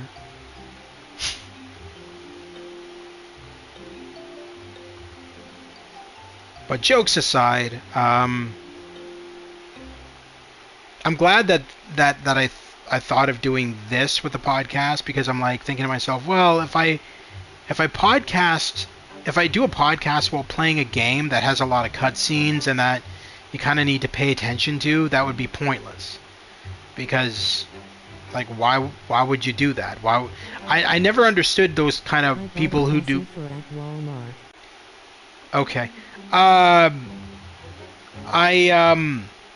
never understood those YouTube podcasters that will, like, literally live stream a game and then talk through everything that's going on in the game.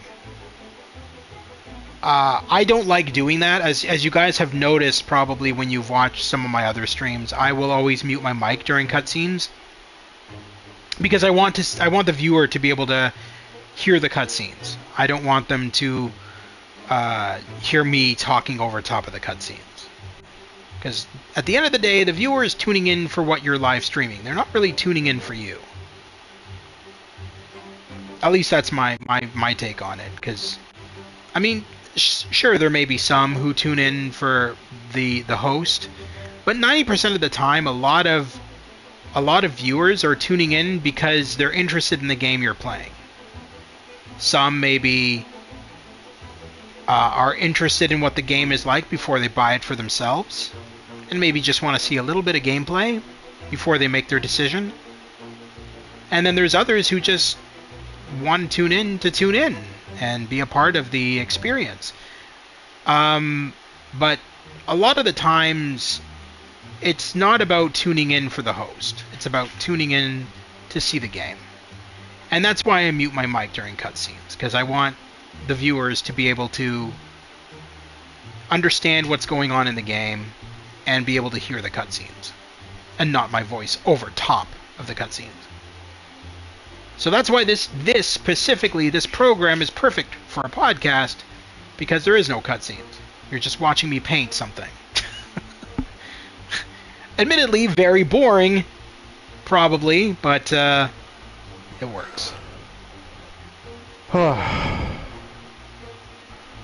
feel like... Did you go for a jog? What happened? No, I feel like my asthma is acting up. Oh. Which is very unusual. It doesn't happen very often, but... Do you take medication for it? I have an inhaler, so I just took it. Okay. So I don't know why. You don't take like just... actual pills or anything like that? No, for asthma, I usually take an inhaler. Okay. And if you get like really bad, they'll give you like an oxygen mask or something. But that's never happened to me actually. What? Stu's stream. He's gonna stream tonight in an oxygen mask. You can be like Darth Vader. Yeah, I can be like Darth Vader anyway. Yeah. Just tune. Yeah. Nah, I don't know. It's a weird thing. I've had it since I was a kid, and most of the time it has no impact on my life at all. And then just occasionally, all of a sudden, out of nowhere. I mean, that happens. It's pretty common. It's pretty common. Yeah, I guess so. All right, while we're doing this, I'm gonna try to see if I can make some magic happen over here. Oh wow! Are you gonna eat a bag of chips and wonder where it goes? No. I have this game here which is called Math Blaster Plus for the Apple IIgs. So I need to see if I can actually read the disc. I missed your Math Blaster stream last night. I ended up being distracted by other stuff, but I used to play Math Blaster as a kid. I remember my mom I was really into computer games. And I think like one of the first computer games I ever played was Leisure Suit Larry. My dad showed me that one. Yeah. At a very young age. And fathers are great. Yeah. And my mom brought home like video. She's like, "Oh, I got some really good video games for you. You're gonna love them." And I'm like, "Oh man, what did she get me? Is it like the Mario Brothers? What is it?" I'm getting all excited here, and she hands me Math Blaster and Reader Rabbit, and I'm like, okay. Thanks, Mom. Appreciate it. But I actually surprisingly did enjoy Math Blaster for what it was. Well, there's a bunch of different ones. The one I played the other day, like, it was okay, I guess. Did you know they made Math Blaster games for the NES and Super NES? I think someone mentioned it the other day, but I never seen them or played them. I have them. So I have the NES and Super NES Mini, and I have them on there. Oh, right. Yeah. So I have played them, and they're not as good as the PC games. I will say that. That's saying a lot. Not as good as the PC games. Like, how horrible are they? Sorry? I said, how horrible are they if they're not as good as the PC games? So what I remember from it is it's first person. You're inside a spaceship and you're shooting at math equations in outer space. Sounds like fun. Well, I have to It's thrilling. So for like an IBM PC 3.5-inch disc, I have a USB floppy drive, and I could just, easily load it up into my PC. Yeah. But Apple IIgs 3.5-inch discs don't work in those things, so I have to jump through all sorts of hoops to try to see if I can read the disc. So I'm going to try that now. and see if it works. It's always like a huge freaking pain in the ass. Like, usually doesn't work, basically. But maybe I'll get lucky this time. I should like to do a stream of just imaging discs. Okay. Trust me, it's a lot of fun. I mean, not really. What are you gonna do? Just sit there whistling while No, doing that? It doesn't take very long. It's like a. I was talking to the other day. So, you weren't on the stream at all. So like, I was showing this this Japanese game for a few minutes. You didn't see that, right? I don't think so. No. So I bought this Japanese visual novel. Okay. That was very hard to even buy because it's called an ampersand symbol. Like they're wise asses, and they call the game an ampersand symbol. Okay. So you can't search for it basically because it comes up with all sorts of other shit when you search for it. Yeah. And well, no, you would just put ampersand and then game beside. You will find it. You tried that too? Yes, I've tried like everything. Finally, I found a copy of this game, and then lucky basically. you. Right. But I used some magic, quote unquote, to get it to work. So first of all, there's a program that like tricks the Windows to think it's a Japanese version of Windows, which without that it won't run at all. Okay. You have to install like some other language packs, whatever, and then you run this program, and then I got the thing to run, but it's in Japanese and you can't read anything. But then there's another program, it's actually really cool, that intercepts the text from the game and sends it in real time to Google Translate. And brings back the English translation and puts it like in a little window, and then you can overlay that window on top of the text window of the game, and then basically you have it in English. Isn't that cool? I feel like you're going to be blown away by a lot of modern. Yeah. Okay. What? What? Tell me. I don't understand. Well, I mean, I was watching some more modern. Games that are coming out being streamed by PC games being streamed by YouTubers the other day, and a lot of games nowadays are having you use the mic in single player games. So like there's one that I was watching a YouTuber play, and it was like a horror game, right? And you speak through your mic to like talk to like spirits and stuff like that, and ghosts and whatnot. And he's exploring a haunted school. And when you speak through your mic as you're exploring the haunted school, it makes your voice echo throughout the school. That's cool. And he was just, it's just so, I feel like video games nowadays are just becoming so silly immersive with all their tech. And I mean, even I was playing a game on PlayStation, on an online game. I can't remember its name right now, but you're a bunch of players inside of this giant mansion. All the lights are off in the mansion, and you have to use sound to get around, sound cues to get around the mansion. So sound cues from other players to get around the mansion. And the whole point of the game is to kill all the other players before they kill you. But you can't see anything. So you're focusing on sound cues of the other players. So if you hear... You have to be on mic. That is the point of the game. You have to be on mic. And you'll hear the other players in the distance. So like if a player is on the next floor above you, you'll hear them because of their mic. But it plays in such a way that the audio from their mic sounds in the distance. It's really neat. And I tried a few rounds of that, and I thought it was very inventive. Probably not a game that I'd play regularly, but it was very creative in its design, for sure. Well, that's cool, but what does that have to do with what I was saying before about translating a Japanese game? You seem to imply that, like, it's no big deal that I could play a Japanese game in English. I think it's super cool. But you can do that normally, can't you, by just changing your language? Like, in my brain? No. Yes, in your...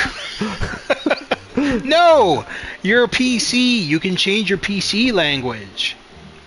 That's my understanding of it. You can just do it that way. You can, but you don't understand. Like, that's fine. I can change my PC language, but the game is still Japanese, right?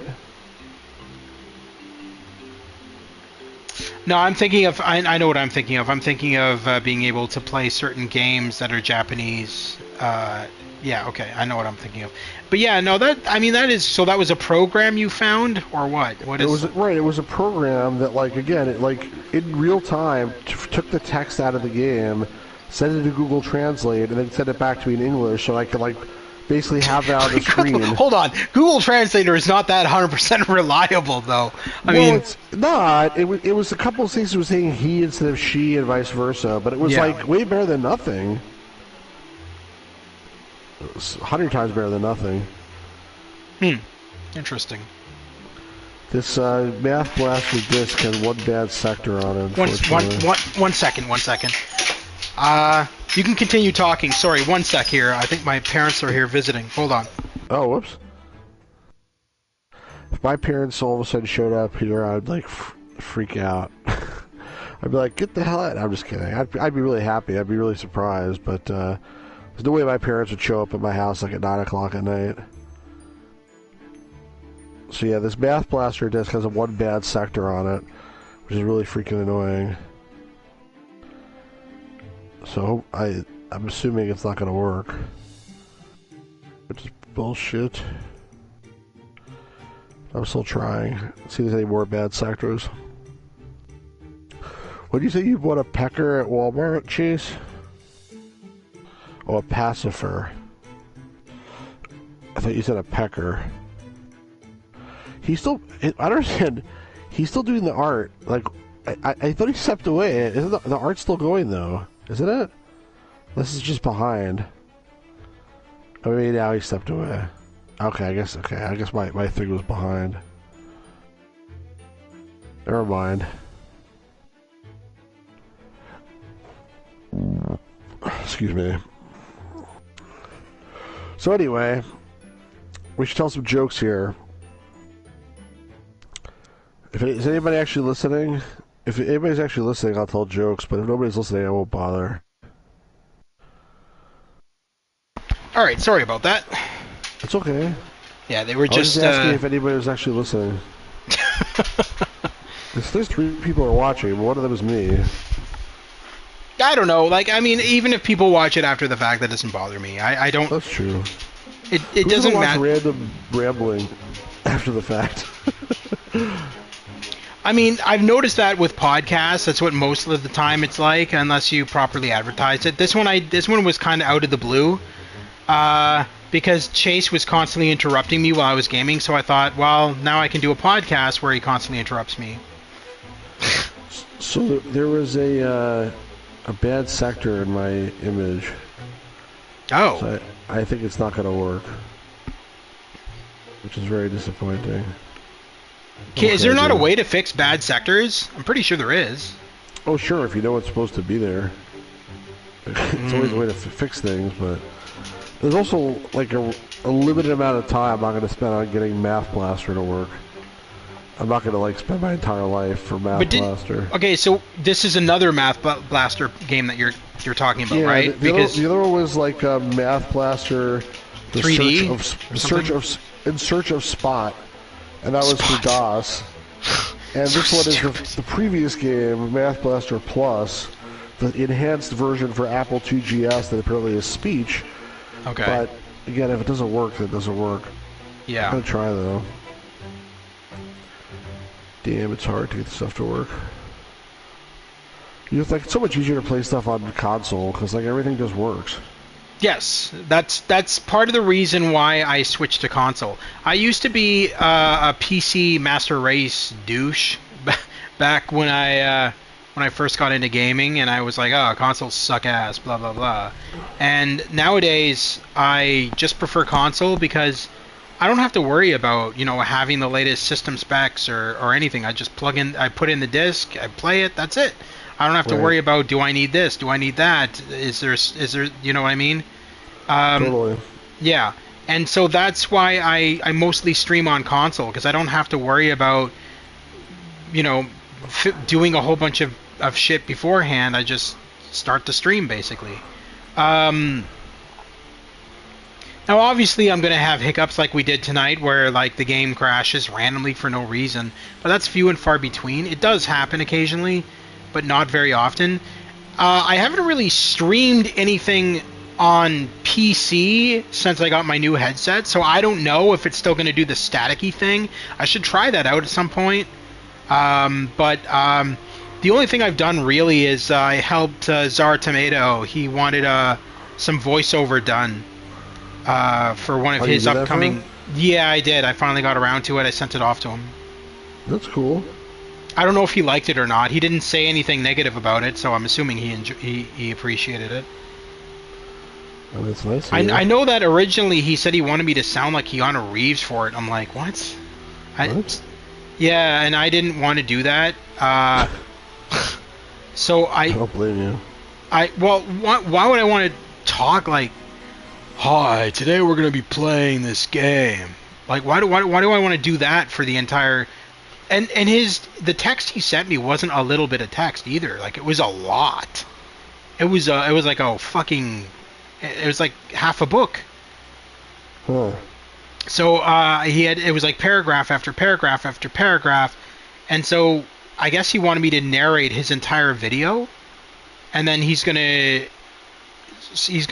take that sound clip of me narrating his live stream or whatever, and put it into the live stream so that it's me narrating it and not him. That's my understanding of it.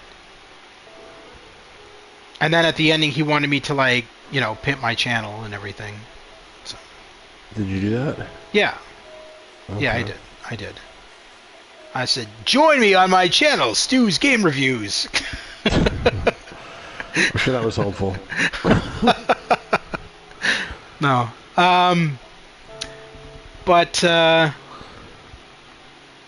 yeah, no, I definitely want to do this regularly, this podcasting regularly, because I'm as much as I enjoy being on Olav's podcast, there's a lot of the time where it's catered towards their interests. He's never actually asked me to come up with an idea for a podcast ever, and the only time he did was when Trump had just started tariffs on Canada, and that was like the hot topic of discussion. So I said, well, yeah, let's do a topic on, you know, the fucking tariffs that Trump is doing.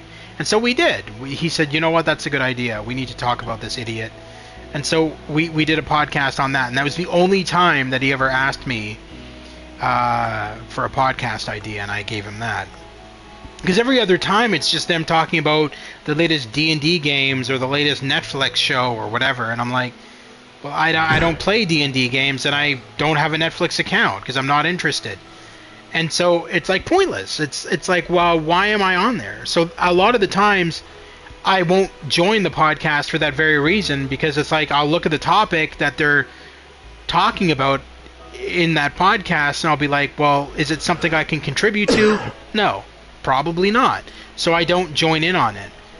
And I know that they're starting to get annoyed with it, because they're like, well, because they bring it up. Like when I finally join their podcast for whatever the topic is, and they're like, oh, you finally decided to join us. I'm like, well, thinking to myself, like, well, maybe if it's a topic that interests me, I'd be more inclined to join. I'm not going to sit there and I'm not going to sit there on my mic and just listen to you guys ramble about Dungeons and Dragons for 3.5 hours and not have anything to contribute. It makes zero sense. Yeah. So that's when I decided that, you know, you and I always have interesting topics. Even when we're playing games, we have interesting things to say. So it makes more sense that we start a podcast. Right. Because, yeah. Yeah, it's annoying that they just don't even ask you what you want to talk about. That's like sort of bullshit. Yeah, I'll join for whenever they, at the ending of every month, they do a podcast where they just play like Jackbox games and just be silly. So I join those, but during the week I find a lot of the podcasts, unless it's something I'm really passionate about, like I'll never forget when I first joined Olav Productions channel, and he did a like an interview podcast with all the co-hosts, the upcoming co-hosts of Pirates of the Geek Vortex, and he did like one for every single co-host, and the one with me ended up being 7 hours long.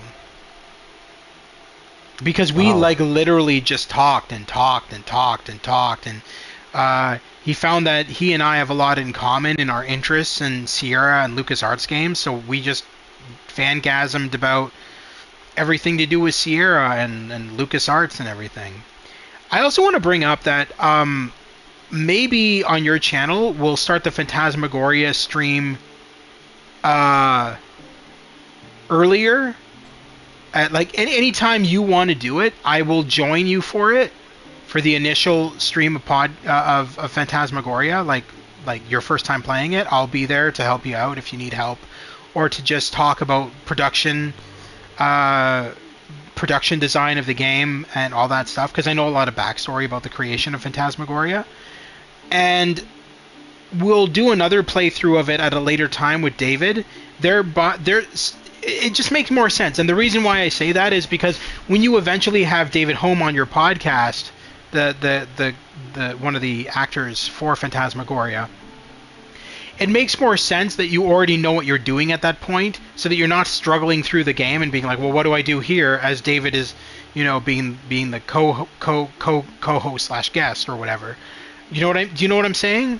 Yeah. It makes more sense because then when he's on, you've already played it once, and you're not struggling through the game and being like, this is bullshit. What's going on here? This sucks. No. as he's like there, No, I hear you completely. Yeah. So I think it makes more sense that you and I stream it on your channel at some point soon, and I'll just help you out with it if you need help or whatever, and I can talk about, the backstory behind a lot of stuff. I can definitely tell you that Mystery House was a heavy inspiration for Phantasmagoria. Like, Roberta has said that herself. Like, if Mystery House didn't exist, Phantasmagoria wouldn't have existed. Yeah, that makes sense. Obviously, it's nowhere near as bad as Mystery House, but I mean... Right. Yeah, no, it's actually quite good. The story is actually quite good. So it's a mixture of both. It's Mystery House and A Nightmare She Had. So that was the inspiration for Phantasmagoria 1. She had a nightmare one night, and she woke up and she remembered the nightmare vividly. She wrote it down on a pad and paper beside her, and that became the inspiration for Phantasmagoria. I don't know what the hell she was dreaming of. Maybe Ken Williams coming after her with a knife or something. I don't understand the inspiration, because the whole game was about your husband getting possessed in the game and trying to kill you.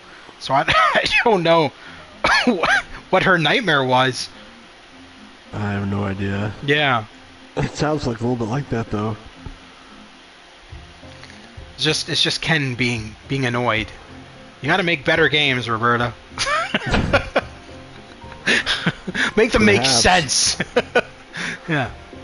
I have no idea, honestly. Are you still planning on having her on your channel at some point? I mean, in theory. What is that? Have you ever asked her? I did when I met them in person at the convention, and they said they would do it, but like I didn't really follow up. That's why I say in theory. Well, why don't you contact them? Because I'm not ready. Like, I'll get around to it. 10 years later. It might be 10 years later. Roberta Williams in a senior's home, and she's like, yeah, sure. Sierra, whatever. It could be.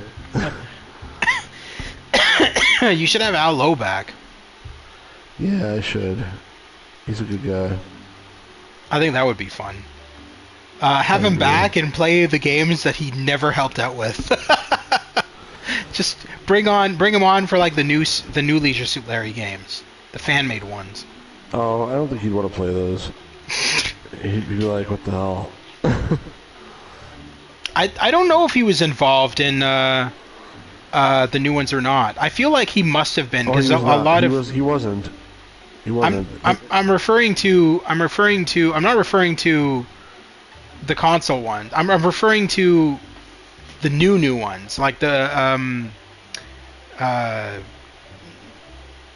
Leisure Suit Larry, Wet Dreams Don't Dry, I think it's called. I'm pretty sure he wasn't involved in any of that stuff. Because those games, I gotta be honest with you, those games, I have them both on PS5, and they are so true to the original Larry games, in my opinion. They have the exact same humor, the exact same gameplay. They're really good. Now, I'm not referring to, like, Leisure Suit Larry, the one where he's in college and all that shit. Those ones are stupid. I mean, and Al Lowe even said that they were like, he was saying in interviews that they consulted him. They were like, "Oh yeah, we want you to be involved in the game. We definitely want you involved in the game. Are you down?" Yeah, I'm down. All right, we'll be in touch. And then they never were in touch. And instead, all they did was slap down on the title that based on or that Al Lowe was a creative consultant for the games. They really did that? Yeah. They put him down as a creative consultant, but he wasn't. He wasn't even involved because they never contacted him further. They just said, "You want to be involved?" And he said, "Yes." That's horrible. And then they never involved him. That's absolutely horrible. Yep.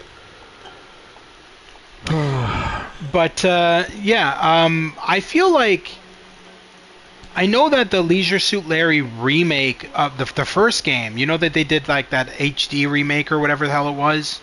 You know what I'm talking about? Yeah, the Leisure Suit Larry Reloaded. Yes, he was involved in that. I know that for a fact. He was involved in that, but then like they quit in the middle because that guy I forget his name, Paul something or other. Apparently, the guy who had the rights like brought in Al and also Josh Mandel, and then apparently he did some stuff. Why was Josh Mandel involved? What was he doing for it? Because he worked with Al on a bunch of stuff. Like they worked together on Freddy Farkas, for example. And then they also worked together on the Leisure Suit Larry 1 VGA remake. Okay. Hang on one second, shoot. My wife is calling me. Hang on a sec, I'll be right back. I'm sorry. No, you're good.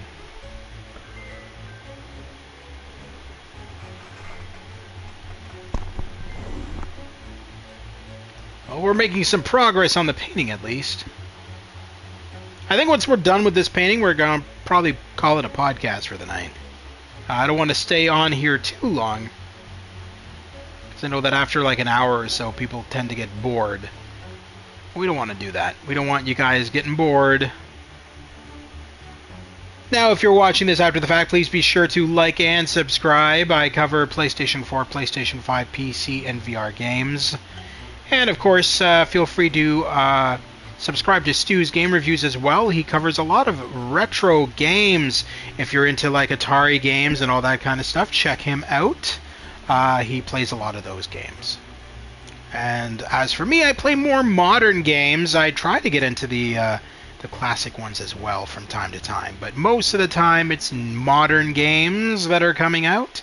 New releases. As an example, on Friday we will be streaming Mafia: The Old Country, which is set in Sicily in the 1920s. We'll be going into that on Friday. And then over the next couple of weeks, we'll be going into, of course, the Metal Gear Solid remake.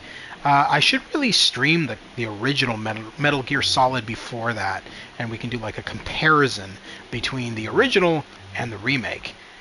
I might do that over the next couple of days. I think that would be fun. But really a big fan of Metal Gear Solid. How you doing, man? You doing good? I wasn't sure if you were like shutting down the stream or something. It's not like you were like ending it while you were talking. No, not yet. A couple of minutes or so. Okay. But yeah, no, like I feel like maybe Al Lowe was involved in those new Leisure Suit Larry games. It just feels like I don't think he was.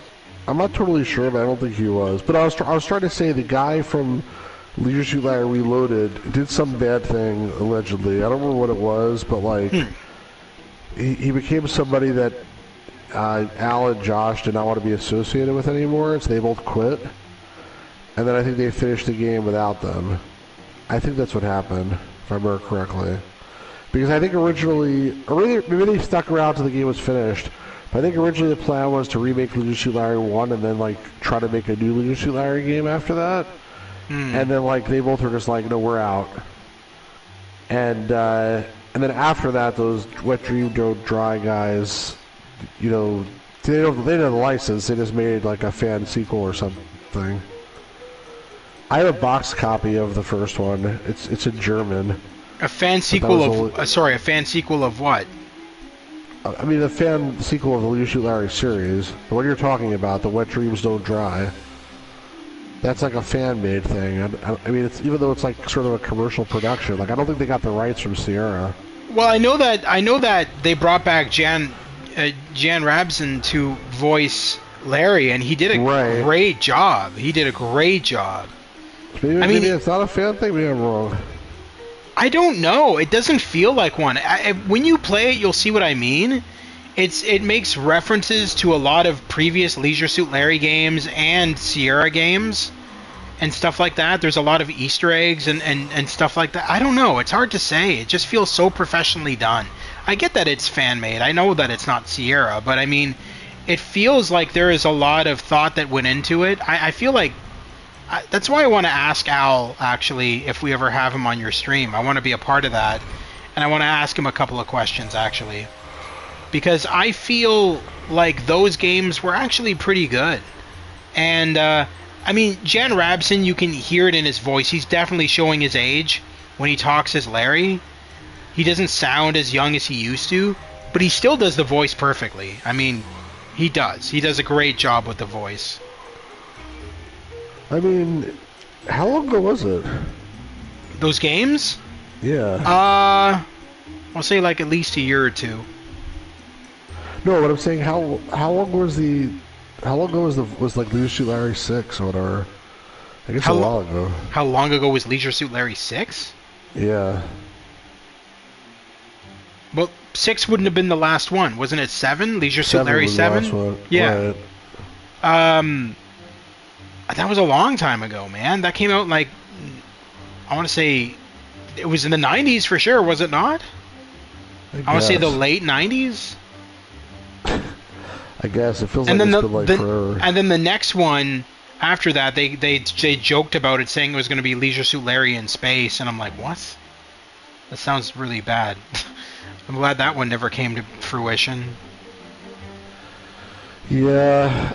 I mean, I guess the bottom line is there were some good games, but I haven't played the new ones. I know it sounds like you're saying they're good, so I should try them at some point. Yeah, I don't mind them. They're a lot more. There's a lot more puzzles in them than the original Leisure Suit Larry games. They're very puzzle oriented, but they still have a lot of the same humor and stuff like that, but modernized. So there's a lot of gay characters in the game. There's a lot of, you know what I mean? There's a lot more modernization, because in the original Larry games, they barely touched on those kind of themes. I mean, the only one that they really touched on it was Leisure Suit Larry 6 with that stupid towel guy, Gary Ferry, which literally that was his name, Gary Ferry. I didn't like Leisure Suit Larry 6 very much, honestly. I felt like the whole thing was just like try to be like gross out humor type stuff. Like the whole thing with the lady had to give like not liposuction, but like colonoscopy or something like that. It wasn't a colonoscopy. It was like cellulite removal. Yeah. It was so disgusting. Like, seriously, like. Why did Al put that in the game anyway? I never understood that. If there was a woman who was like, "Oh, give me like cellulite treatment and then like I'll sleep with you," I'd be like, "Hell no! Like, get the hell out of here!" Like, that's like such disgusting. It's like such a buzzkill. Well, the entire game was kind of weird, because you remember, like, one of the girls that he's interested in, he finally goes on a date with her, and she's like, got a giant dick. You remember that? Yes. That's it, the whole game was like that. It was strange. It was strange. Yeah. I agree. I didn't mind it. It's not my favorite of the series, but I didn't mind it. 7 was weird. I don't know. 7 was just weird. I liked it, but it was... And then a lot of people didn't even know back then that in 7 you could put yourself in the game. I'm surprised that a lot of people never knew that. They never read the README file for the game, because it says put yourself in the game. So you just, if you have the disc of Leisure Suit Larry 7, on the disc there's a README file that says, hey, you want to be in our game? This is what you do. And so basically what you do is record. On the README file they give you a bunch of lines of dialogue to say in your voice. Okay. And you save them as WAV files, and you name them 1, 2, 3, 4, 5, 6, 7. You put them in the game's directory, and then when you play the game will find those WAV files and play them at the appropriate intervals, so you're in the game. And then the second thing you can do is, there's a scene in the game where you like knock on the captain's cabin, and like a photo of Al Lowe pops up out of the cabin. Do you know what I'm talking about? No, I don't remember. Okay. Well, anyway, you can replace that photo with a photo of yourself, and then play as yourself in the game. Basically, it's yourself popping out of the captain's cabin instead of Al Lowe. Oh, interesting. I don't think I knew that. Yeah. So, and then the scene where you play, where you play as the waiter. So there's a scene where you're at the pool as Larry, and Drew Barrymore is there, and you're talking to her, and she asks the waiter for a gigantic erection, which is like this drink supposedly that right. she's. Yeah, and the waiter comes by. He's like, "Yeah, sure, I'll be sure to get that to you." And that's the waiter's voice in the game. But the lines, they have you record your own lines, and then they replace those waiters' lines with your lines. And so you can actually dick around with the lines. That's what I did. So like when I streamed it, when I played it for the first time, not streamed it, when I played it for the first time and I dicked around with the lines, because they give you the basic lines, but you can stretch them and still have them make sense in the game. So I did, hi, beautiful, I'm Jeremy, and I'll be your waiter today. And I recorded that, and I put that in the game, because the actual line is not that. They don't ask you to say your name. They just say, "Hey, I'll be your waiter today." But then you can improv around those lines, provided that it's within the context of the line. Therefore, it makes sense in the game. You can't just say whatever you want, because then it would just be weird, because it wouldn't make any sense. You know what I'm saying? Got it. That's really interesting. I guess it could still not make any sense. That might be sort of funny. I mean, yeah, within reason.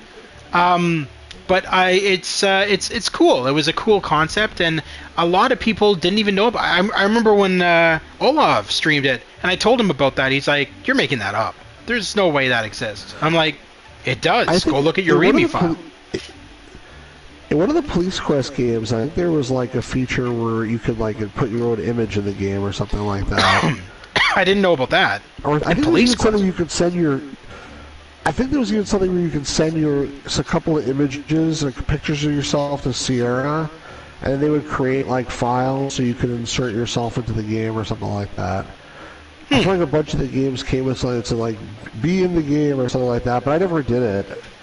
It was too much work. So for Leisure Suit Larry, it's not a lot of work at all. It's simply just recording your voice with a mic. You could even do it on stream when you think about it, and stream it for your subscribers, and just like play Leisure Suit Larry 7, and then stream yourself saying the lines, put them in the games directory, show the viewers how to put them into the games directory and everything and whatnot, and then just play the game and get to your character. And I think it would be really funny. I think all of your viewers would get a real kick out of it. Yeah, that's pretty cool. I never knew about that. Well, I mean, if you ever stream Leisure Suit Larry 7, you want, I can come on and I can show you how to do it and everything. We can do it together, and then you can be in the game. Sounds good to me. Yeah. But yeah, I think this is where we're gonna call it for tonight, guys. Thank you very much to everybody who tuned in. This was kind of last minute. I promise if we do another one of these podcasts, it'll be way better prepared, and we'll have an actual topic of discussion that we'll all invite you in on. But anyway, thank you to my co-host Stu's Game Reviews, who I'm gonna bring in for all future podcasts as well. I'm going to set it up so that we'll be interviewing. We'll also be interviewing game voiceover artists and game designers as well. I'll be doing that in the future on this as well. And so we'll be doing that. over the next couple of weeks, I'll figure out what I'm going to do for a future podcast, and I'll get Stu's advice on it as well. We'll do that. But yeah, in the meantime, please like and subscribe to myself and Stu's Game Reviews. I stream mostly modern games. He streams a classic, awesome shit that a lot of you probably grew up with. A lot of Atari games and stuff like that. But check him out as well. Great content on his channel. And I'll be going into Mafia the Old Country within the next few days. And then closer towards the end of the month, we'll be going into Metal Gear Solid 3 Snake Eater Remake on the PS5, which has been totally redone from the ground up in Unreal Engine 5.